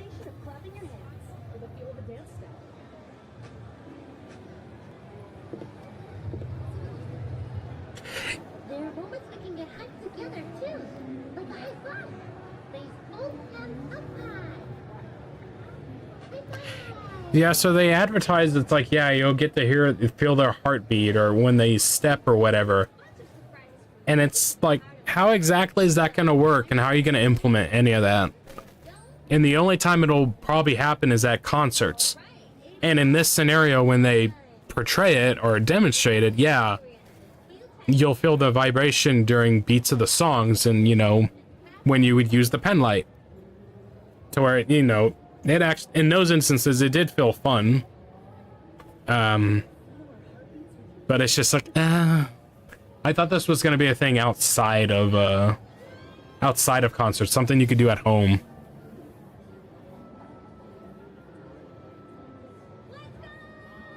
Oh, I'm a cat.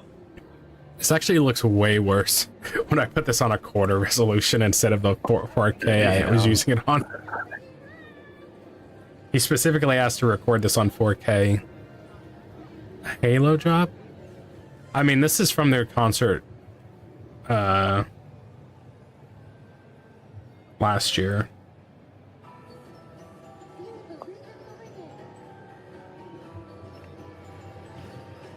And you'll see on, like, I guess they don't show it here. But yeah, it'll just it'll vibrate to the beat of the song.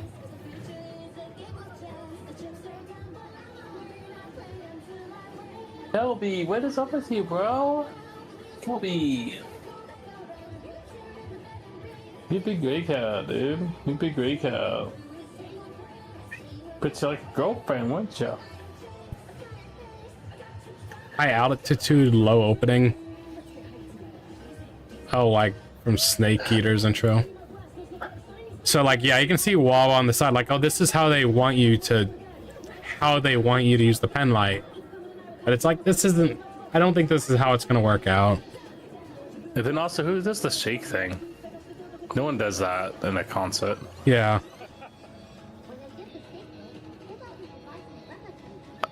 I kind of felt funny at that booth.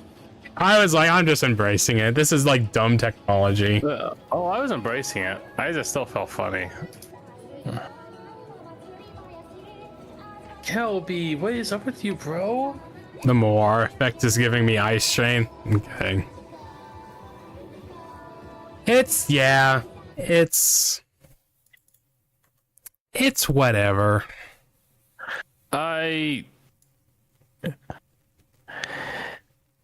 One day. That's all I can say. Will you see this Taylor Swift concert? Probably not. Probably never. Yeah, it's, I don't know. I was expecting something that you could just have on your desk, you know. The entire rollout of what they were advertising that thing was going to be was like, this never sounded like a good idea. It's like, oh yeah, feel what Cali feels like. It's like, what are you talking about? Just, and then we actually get to see in practice, like, oh no, it's just a concert thing. And it's more so like a proof of concept. They haven't even really put up any kind of pre-order for it because I think they're still trying to figure out what it's gonna be like. I don't know.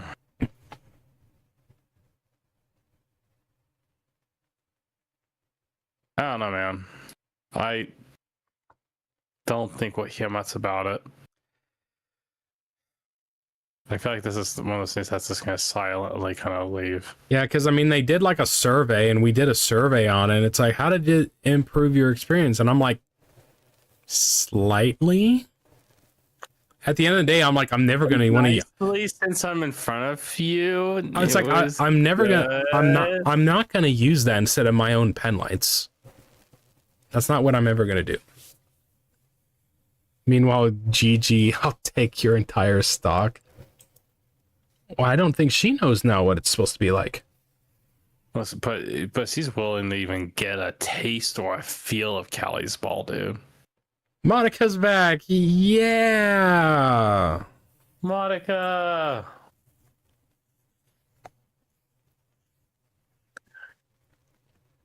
But yeah.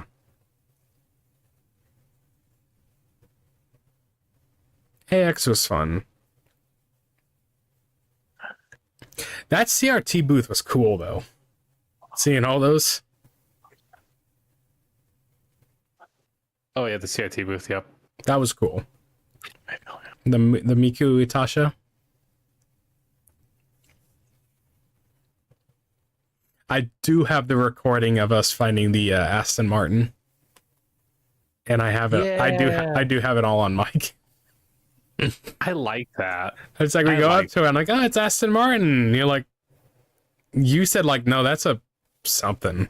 I thought it was a Chrysler. He's like, that's a But Chrysler, and I'm like, no, that is Aston Martin.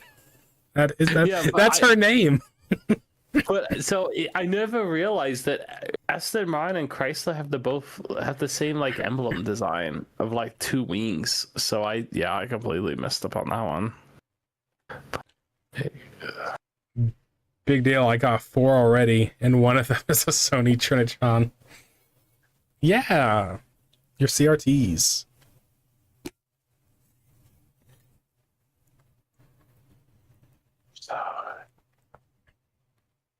Yeah, it's like I've never been so content with just going around and just looking at things. This AX made me want to get back into Musume, though. That will be. What is up with you, bro? I think you're fine. You're fine, bro. I think you need a girlfriend. I think I need to go get you a girlfriend, Kelby. The amount of times the staff members at the Grand Blue booth like, come on, let's go, and they're like, come take a picture, and it's like, I'm recording right now, sir. Big deal. I got 4 already. One was that Sunny Trinitron. Hey, share your CRTs. Okay, and this recording is when we get to the artist alley. This is like us leaving.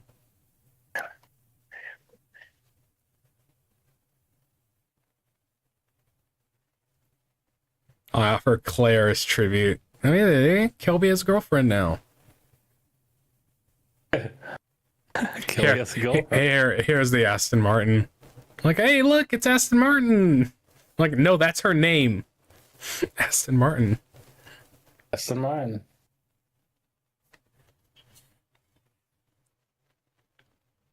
Yeah, that emblem design of an Aston Martin, it's wings. A Chrysler has wings.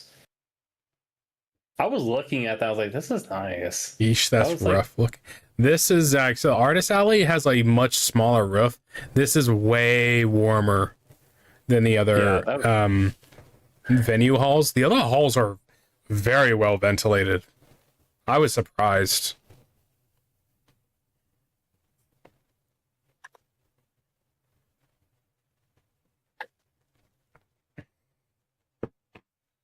More cramped. It is 100% more cramped.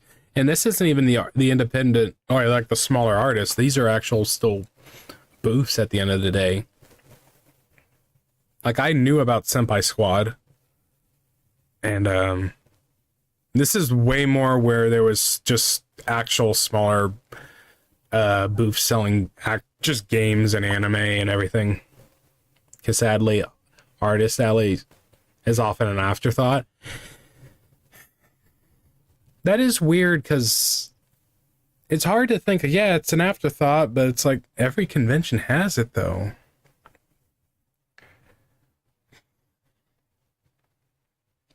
Yep, it's crowded.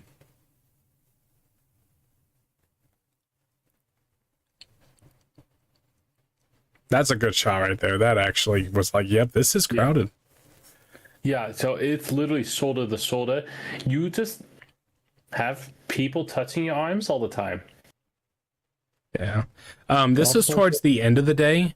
This was towards the end of day 1, and around this time it's like, okay, I need to find the Remy Star booth so I can see the Big Bay plush. So around this time I'm just walking by myself actually. Oh no, this is when we went and looked at all the dice. More models. More models. I mean, in terms of allocating floor space, yeah.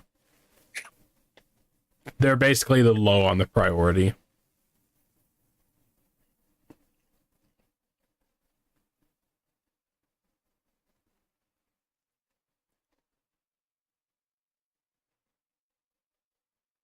No, this is when we're leaving.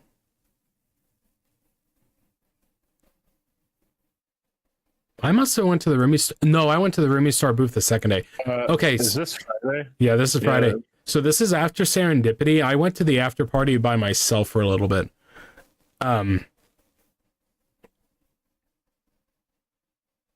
This is a super cool venue because we're on the top of a rooftop right now. It's pretty cool.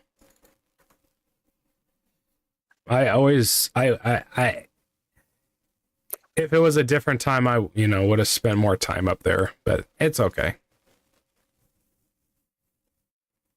Where the organizers rather waste space on niche vendors selling prints or giant booths for big name brands. Well, I mean, those are in completely different areas at least, but yeah. Pretty much.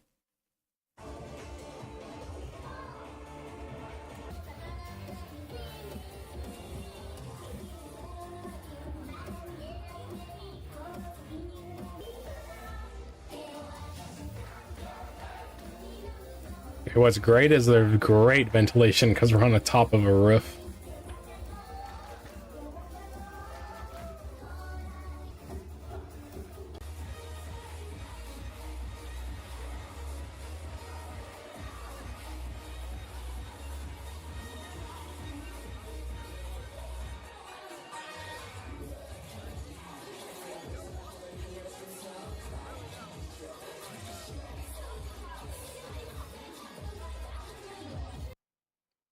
That's a good vibe. Yeah.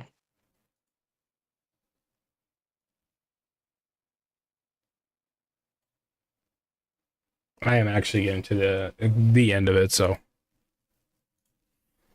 yeah. This booth had like whatever suggestive shirts or whatever. There's one of these shirts I actually wish I got. This artist. One of them was pretty tame. And I wish I got it in hindsight.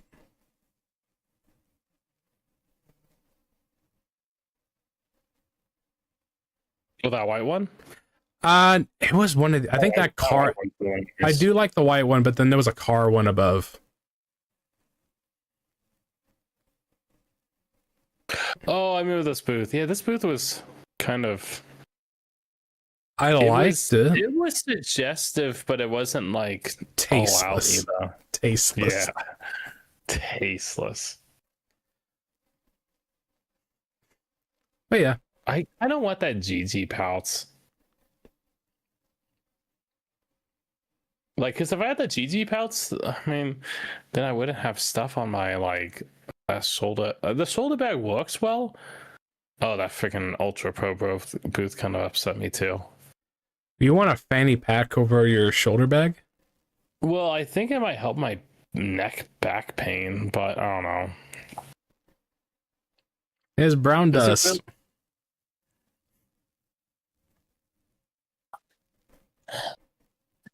But yeah. The cosplayers.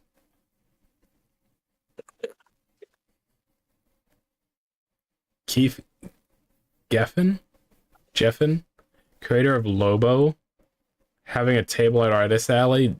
Jason Momoa signing Supergirl merch. Oh. For a second, I'm like, he's in that movie? I forgot he was in the movie. Yeah, it's... Unfortunately, what they should probably do is just... I like this booth. This booth made me happy. What they probably should do is just lessen the amount of... Brown dust. Yeah, brown dust. Brown dust. Brown dust. Brown dust. Dang, I didn't even look up. I didn't even look up when I guess I never went behind though. What they almost need to do is kind of just lessen the amount of people they have at the Artist Alley just to create more space. But at that point, it's problems. Nice. Okay, this is when I'm going to the Remy Star booth because we figured out it's at the very back corner. I want this Bay plush so badly. I want the Rara one. Really Look at her. She's just on the ground. Look at her.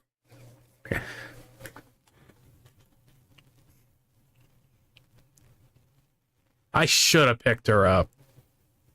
You should have picked up. I like the Rara one a lot. Damn, Yeah. that girl in white was tall. Why did it stop?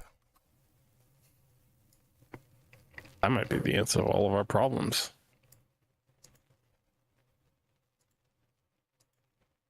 Oh, I recorded it and then I actually just stuck this picture on here.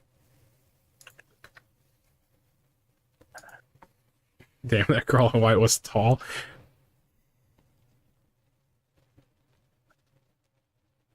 It's like all these cutouts of here. Can I have the standee?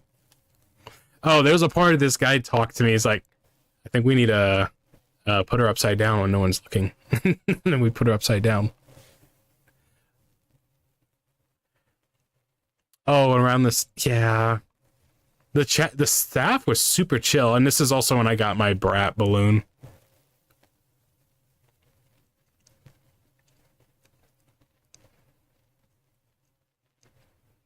I got my brat balloon. Yeah, Sony Vegas didn't want to preview a still image. Around this time was basically this was Saturday, so we were needing to leave to go to the Doki concert at this point. Yeah, I just liked walking around and just seeing the different booths, even if it was like seeing cosplayers and then just what's going on. Like I could actually make use of the full 4 days. So this was the stamp rally. There was like 8 different booths that we had to go to, and then you had to buy a certain amount from each, and then you got a beach towel and a tote bag that was like a special design between the different artists.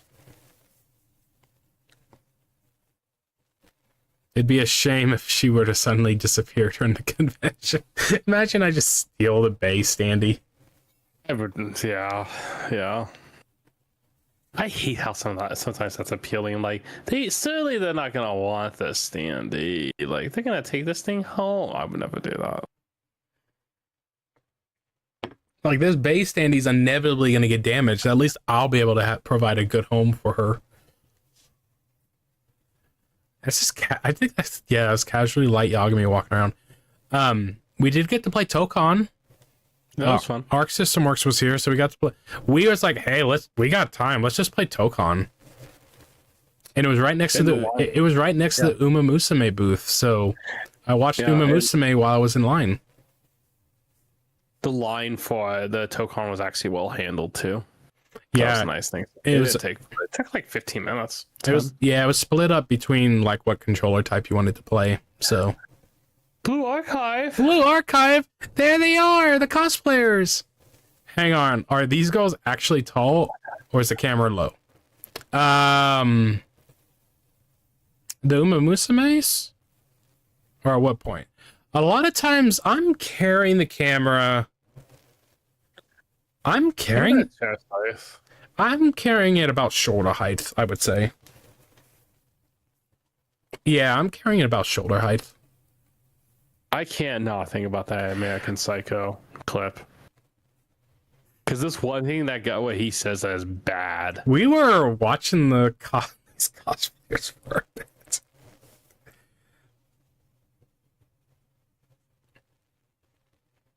Oh, in general, girls walking by? Oh, no. All the girls walking by and so on, no, they're not. No. Everyone is like an average, like, I don't know, 5'8", whatever. Like, the girls themselves. Yeah, all the girls. Look at all the girls on their phones. Looking at them. Love in Deep Space. No, everyone has average height. Like, the girls are probably like, well, a majority are like 5'5" like, or something. I'm considered average height, but even then, like, a lot of people are taller than me. I need to keep this movie on my radar. I didn't realize I was recording this just because we were stuck there watching. Oh, at the Ami Ami booth after Serendipity, they had a wall you can come up and write a message to any of the talents, and I did that. Or we did that. I mean, everything Bateman says is pretty awful. I mean, yeah, but that Blue Archive American Psycho video is really bad. Funny though. Just walking. Oh yeah, and then we made it into the Omaha booth. Did anyone draw a PP? I did not see a PP. No. If anyone would have drawn a PP, it would have been a brat.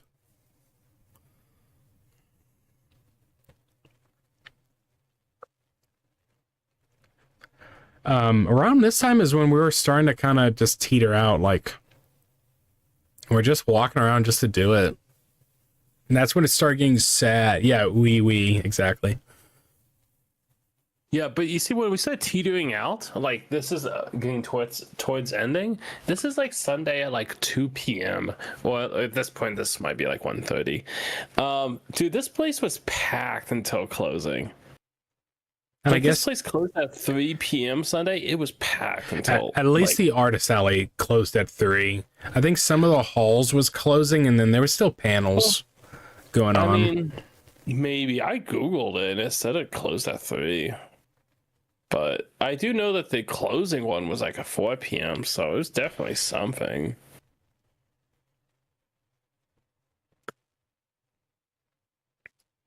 Yeah, this is like one of. Huh? I'm gonna rewatch the Patrick Bateman Blue Arc. I haven't watched it in a while.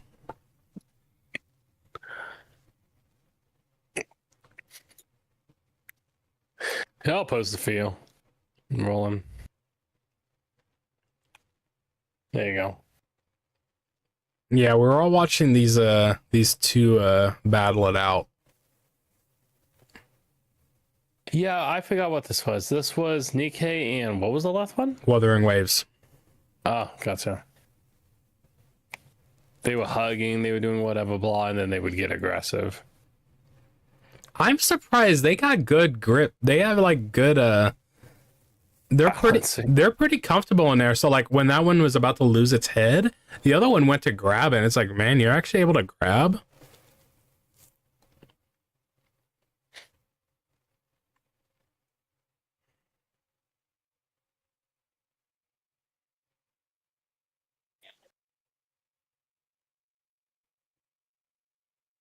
This is very important to watch. More Chinese gooner gotcha? Oh, come on. That's not true. Hey, I did just start Wuthering Waves though. It was alright. Oh yeah, we had been walking by the Nikkei booth a couple times, and I had never got it on video. The Nikkei booth has giant woman and screen.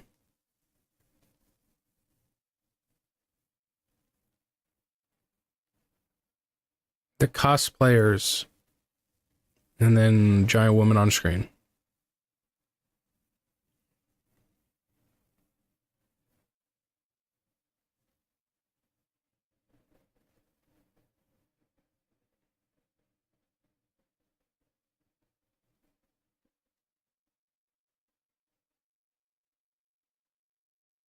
Is that Princess Mononoke? I didn't spot her.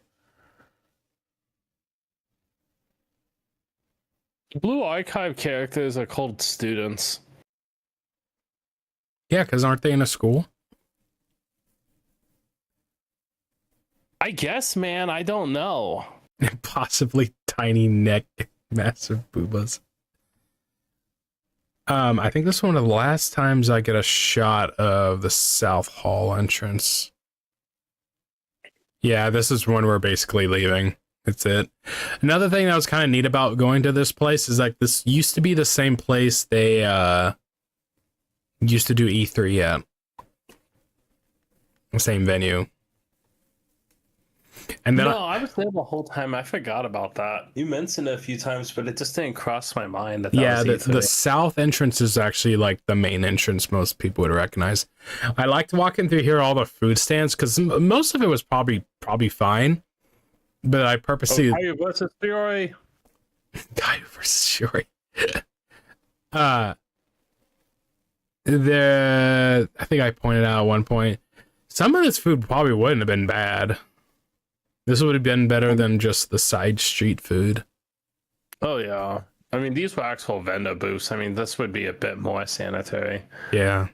Yeah, be careful them danger dogs. I like they're just straight up just AI used here. It's hard to see, but like the sandwich Deku's holding right here does not look right.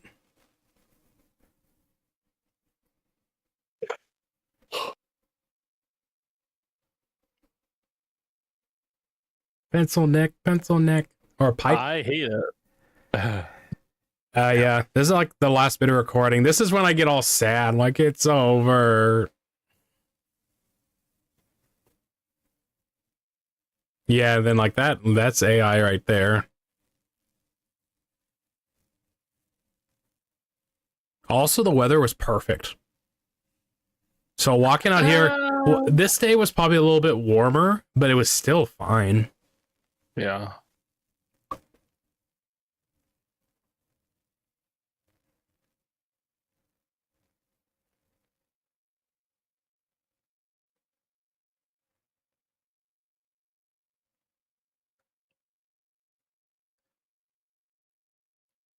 Yeah, and then over here is the West Hall entrance where we came from. And that's when I stopped recording. Oh, there's the image. It just pulled up on its own. Scummy, but technically not actually part of the convention. Yeah.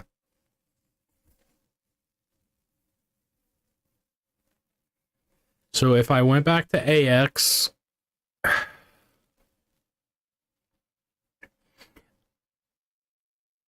I think if I wasn't traveling anymore for Hololive concerts, I would consider it. Yeah.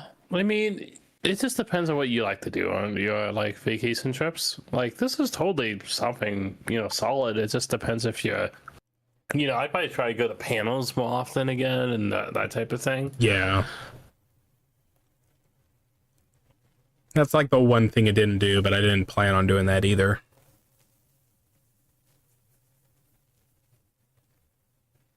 So, we'll see. Probably not. The only time I would probably go again is if Hololive was doing another concert around this time of year.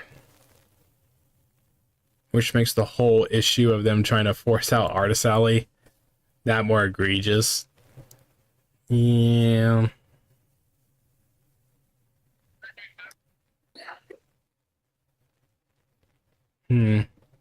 I could do show and tell, but we're getting late. Yeah. Because I got good prints and everything. There was a couple Hololive artists that I specifically was like looking for, and then they were there, so I got some good prints. And then found a lot of extra stuff too that I didn't expect to find. So, money was spent, unfortunately. Unfortunately, money was given and taken. I guess I don't regret it. I spent a crap ton at the Doki Bud booth. I regret a little bit. How was it like packing up the bags for the return flight? It was fine because we did end up getting another suitcase. And somehow Mr. Squeaks and Chatini lives the Went through TSA. TSA. Yeah, basically our balloons made it through TSA. Yeah, it was fine. TSA used to put a pamphlet or something in our suitcase to let us know that they did search it, and that hasn't happened in a while. That hasn't happened for years for me. So, it was okay. We got a suitcase at one point, so we had room. to be comfortable on our flight back.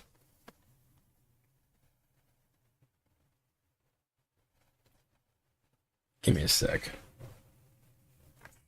Is there anything? Oh, it's all over there.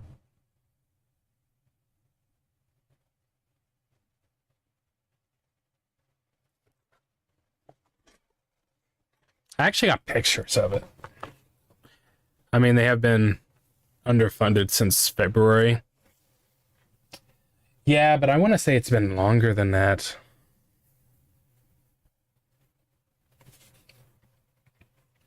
I almost want to say I had smoother experiences beforehand. Let me see here.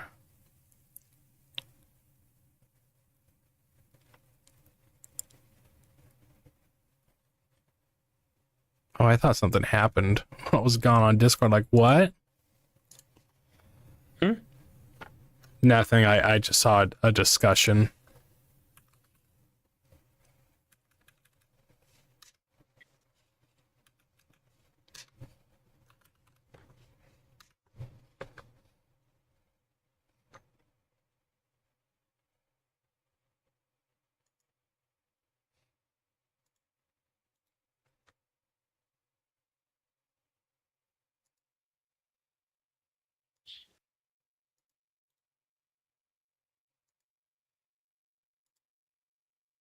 Yeah, I got these posted at one point, so this makes it easier.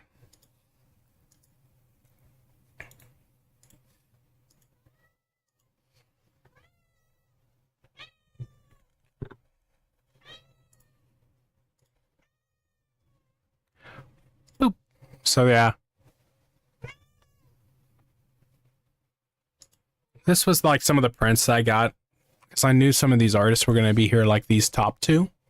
I was familiar with their art before, and they were going to be there at the Artist Alley. And then everything else was extra. Just came across them.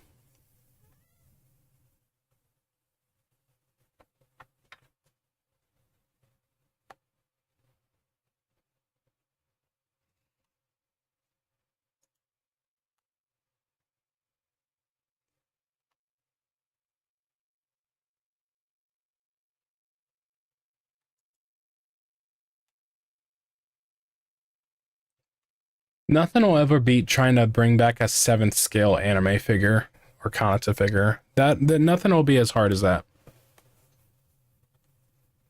I mean,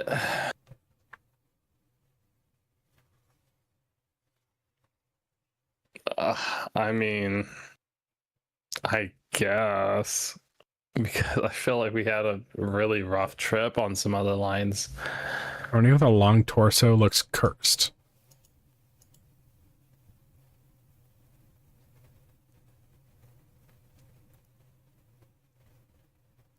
No. I don't see it. Yeah. Oh, so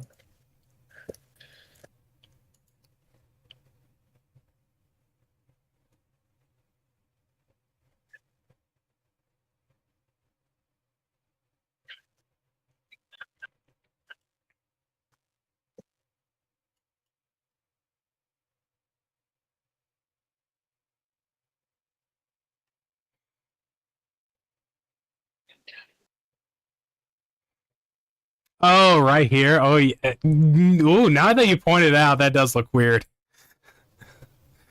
about what? Crony is usually straight into yeah. thighs from Booba. So it's like, oh yeah, she actually has a stomach. Yeah, I can understand that. I can believe that. Here actually has waist and hips. Crony actually looks like a normal person.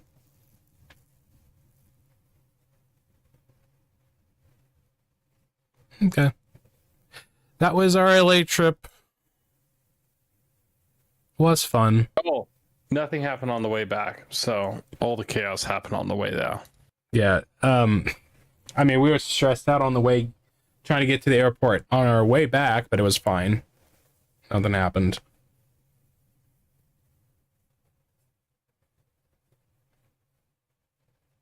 I actually need to get some of this framed because the art's that good.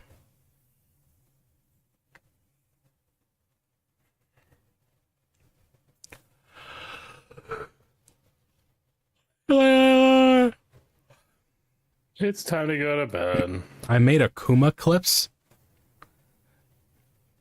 You made a Kuma clips. I know you made like. Akuma. I know you made like one clip on Twitch or it popped up at one point. I forgot the YouTube got rid of clips.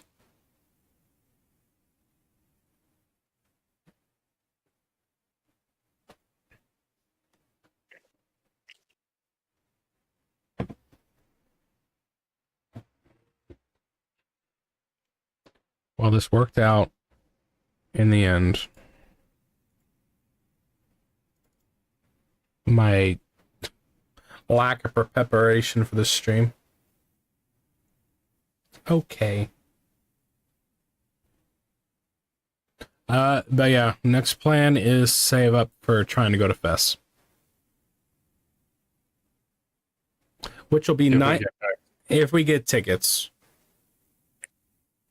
I'd like to say we are slightly better than others just because we're both going to be trying to go. And whatever extra ticket we get, we both can get a ticket to go. So. But that's if we get a ticket and we're fighting Japan, America, and the Brats. Well, foreigners are in their own separate lottery. Oh, okay. If you're in Japan, you have your own lottery, and a majority of the tickets do go towards Japanese citizens first. So how I'd imagine is like, say, I don't know. It might be mean to say it's 80% Japanese and then 20% foreigners, but it's basically that. A large majority of the tickets being sold are Japanese. But the pool of lotteries for foreigners is much smaller. Never used the clipping feature on YouTube, so didn't even notice. Yeah, it's gone, so. Always check the Discords for leaked reservation codes. Kidding. Is that a thing? I don't know. We'll find out. I've never tried before. As soon as, so what's the idea? It's like once we have a date, make the hotel reservation. The idea is we get a date. Once we get the date for Fest, make the hotel reservation, and then try and get tickets. I think ideally we have to do all of this basically as soon as possible because hotel. I say we don't even get charged until like a few days before the venue, a few days before, so we can basically be risky on that line. But we have to immediately do it. And then secondly, when it comes to the plane tickets, I think we just do it as soon as possible, and then we constantly look into upgrading seats. It's that Express. I mean, would we have to worry about seeing tickets that could get canceled for plane tickets? I don't know. Because we'd be buying plane tickets and then not even knowing if we're going yet. Oh, I mean... Oh, yeah. I would say we'd probably wait on plane tickets. Yeah, I think because once the lottery... usually we'll have a date for lotteries. I think there's a date...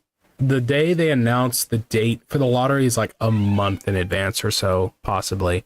And then I think it's like 2 weeks after the lottery's open. Then it ends or so. We'll see. Isn't that how you got VIP reservations for Serendipity? No, we just tried. The first day, Kitty, you're gonna piss me off now. No. Yeah,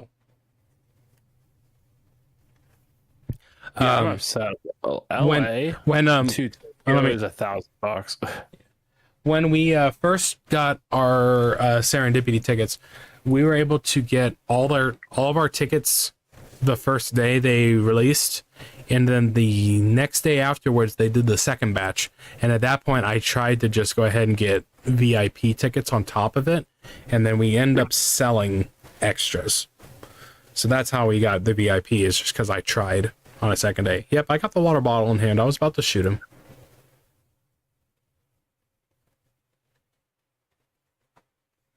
Kid 8. See, that's why I don't want you playing with plastic, because sometimes the plastic isn't empty. And you're about to make a, do some damage. No. Around this time of night, he's when he starts getting needy. That's what cats are, the most active in the morning and then at night. This is when they have the most energy. And what was that thing that had the delayed reservation codes leaked through the... So the venue was supposed to put out a code that you would then put the code in to go buy the tickets. So they on the website AXS, where they held the tickets, if you wanted to get into the seating chart, buy a ticket, you needed a code for the early access, and the venue had to put out the code. Well, they didn't put out the code for 45 minutes. And at some point on Discord, someone figured out what the code was and then leaked it. That's how we were able to get tickets better. We had a better chance than others because I kept an eye out, and we just knew the right people that saw the info. That's what happened.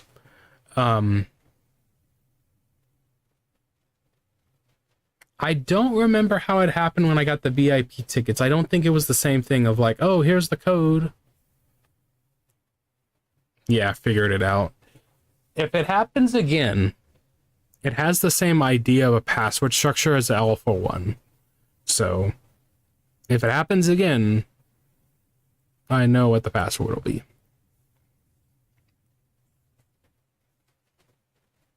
So, we'll be okay. Yeah. So yeah, once we get a date for Fest, I think they usually announce Fest date in like October. Mm-hmm.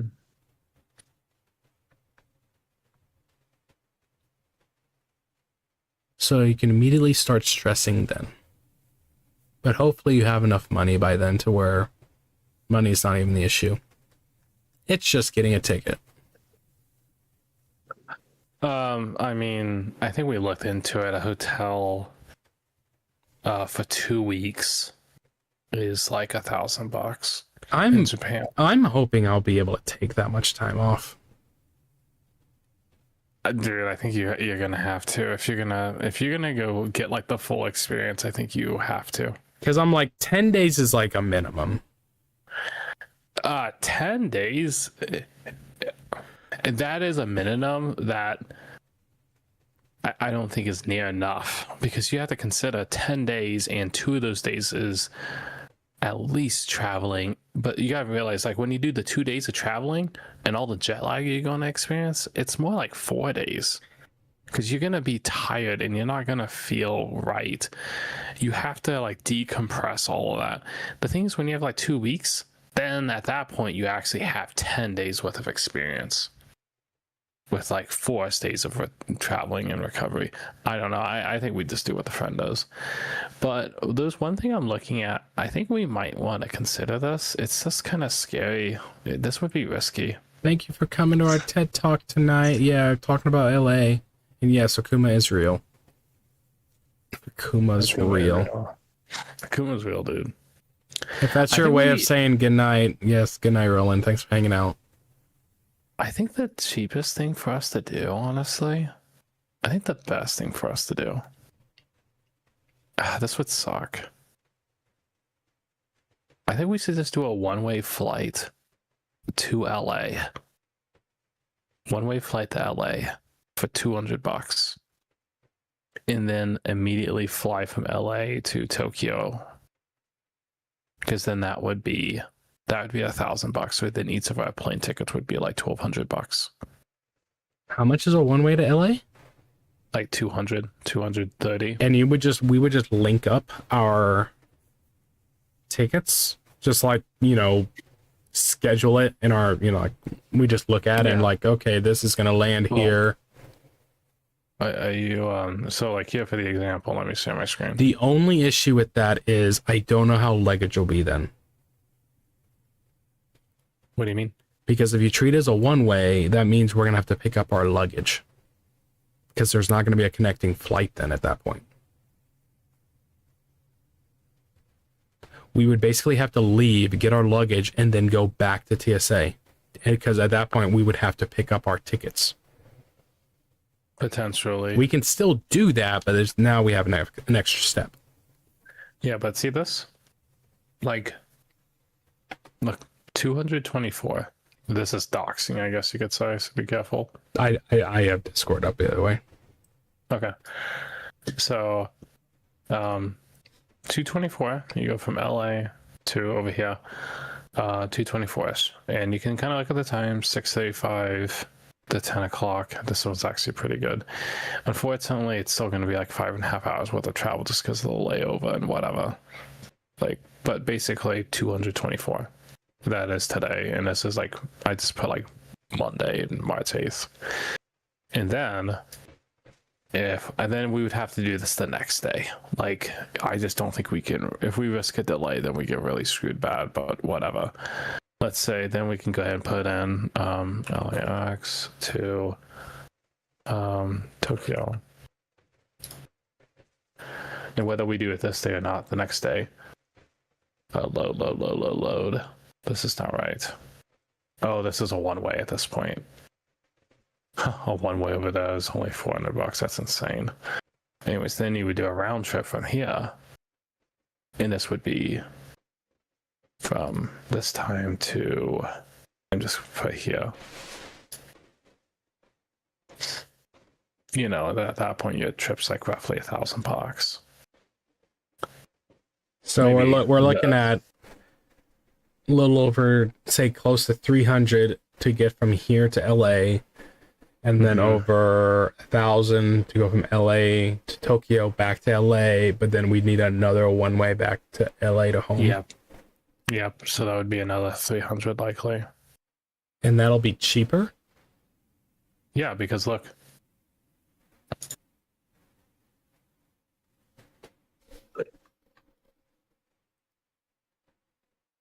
Try a layover in Hawaii. Yeah, because look at this. Oh, well. Nope. Yeah, light punch forward. That was fun. Yeah, look at this. If you go to this and then do Tokyo. And just do one big fat old trip. So let's do that to this. It gives you multiple options, and so it goes up to like 2,300. But like this one is flying you out of Denver, which I didn't know Denver would do that, but Denver does do that. This one is Chicago. This one does Minneapolis. This one does multiple connecting flights. This one would go to Seattle to freaking Taiwan, and then Taiwan to Narita. That'd be 2 stops. That would be 32 freaking hours. To Nagita? In Narita. Oh. Okay. Shoot, did I screw that up? I didn't mean to click on that. Whoops. You have this one. That says 1 stop. But that's still 2,200. Like, I don't know.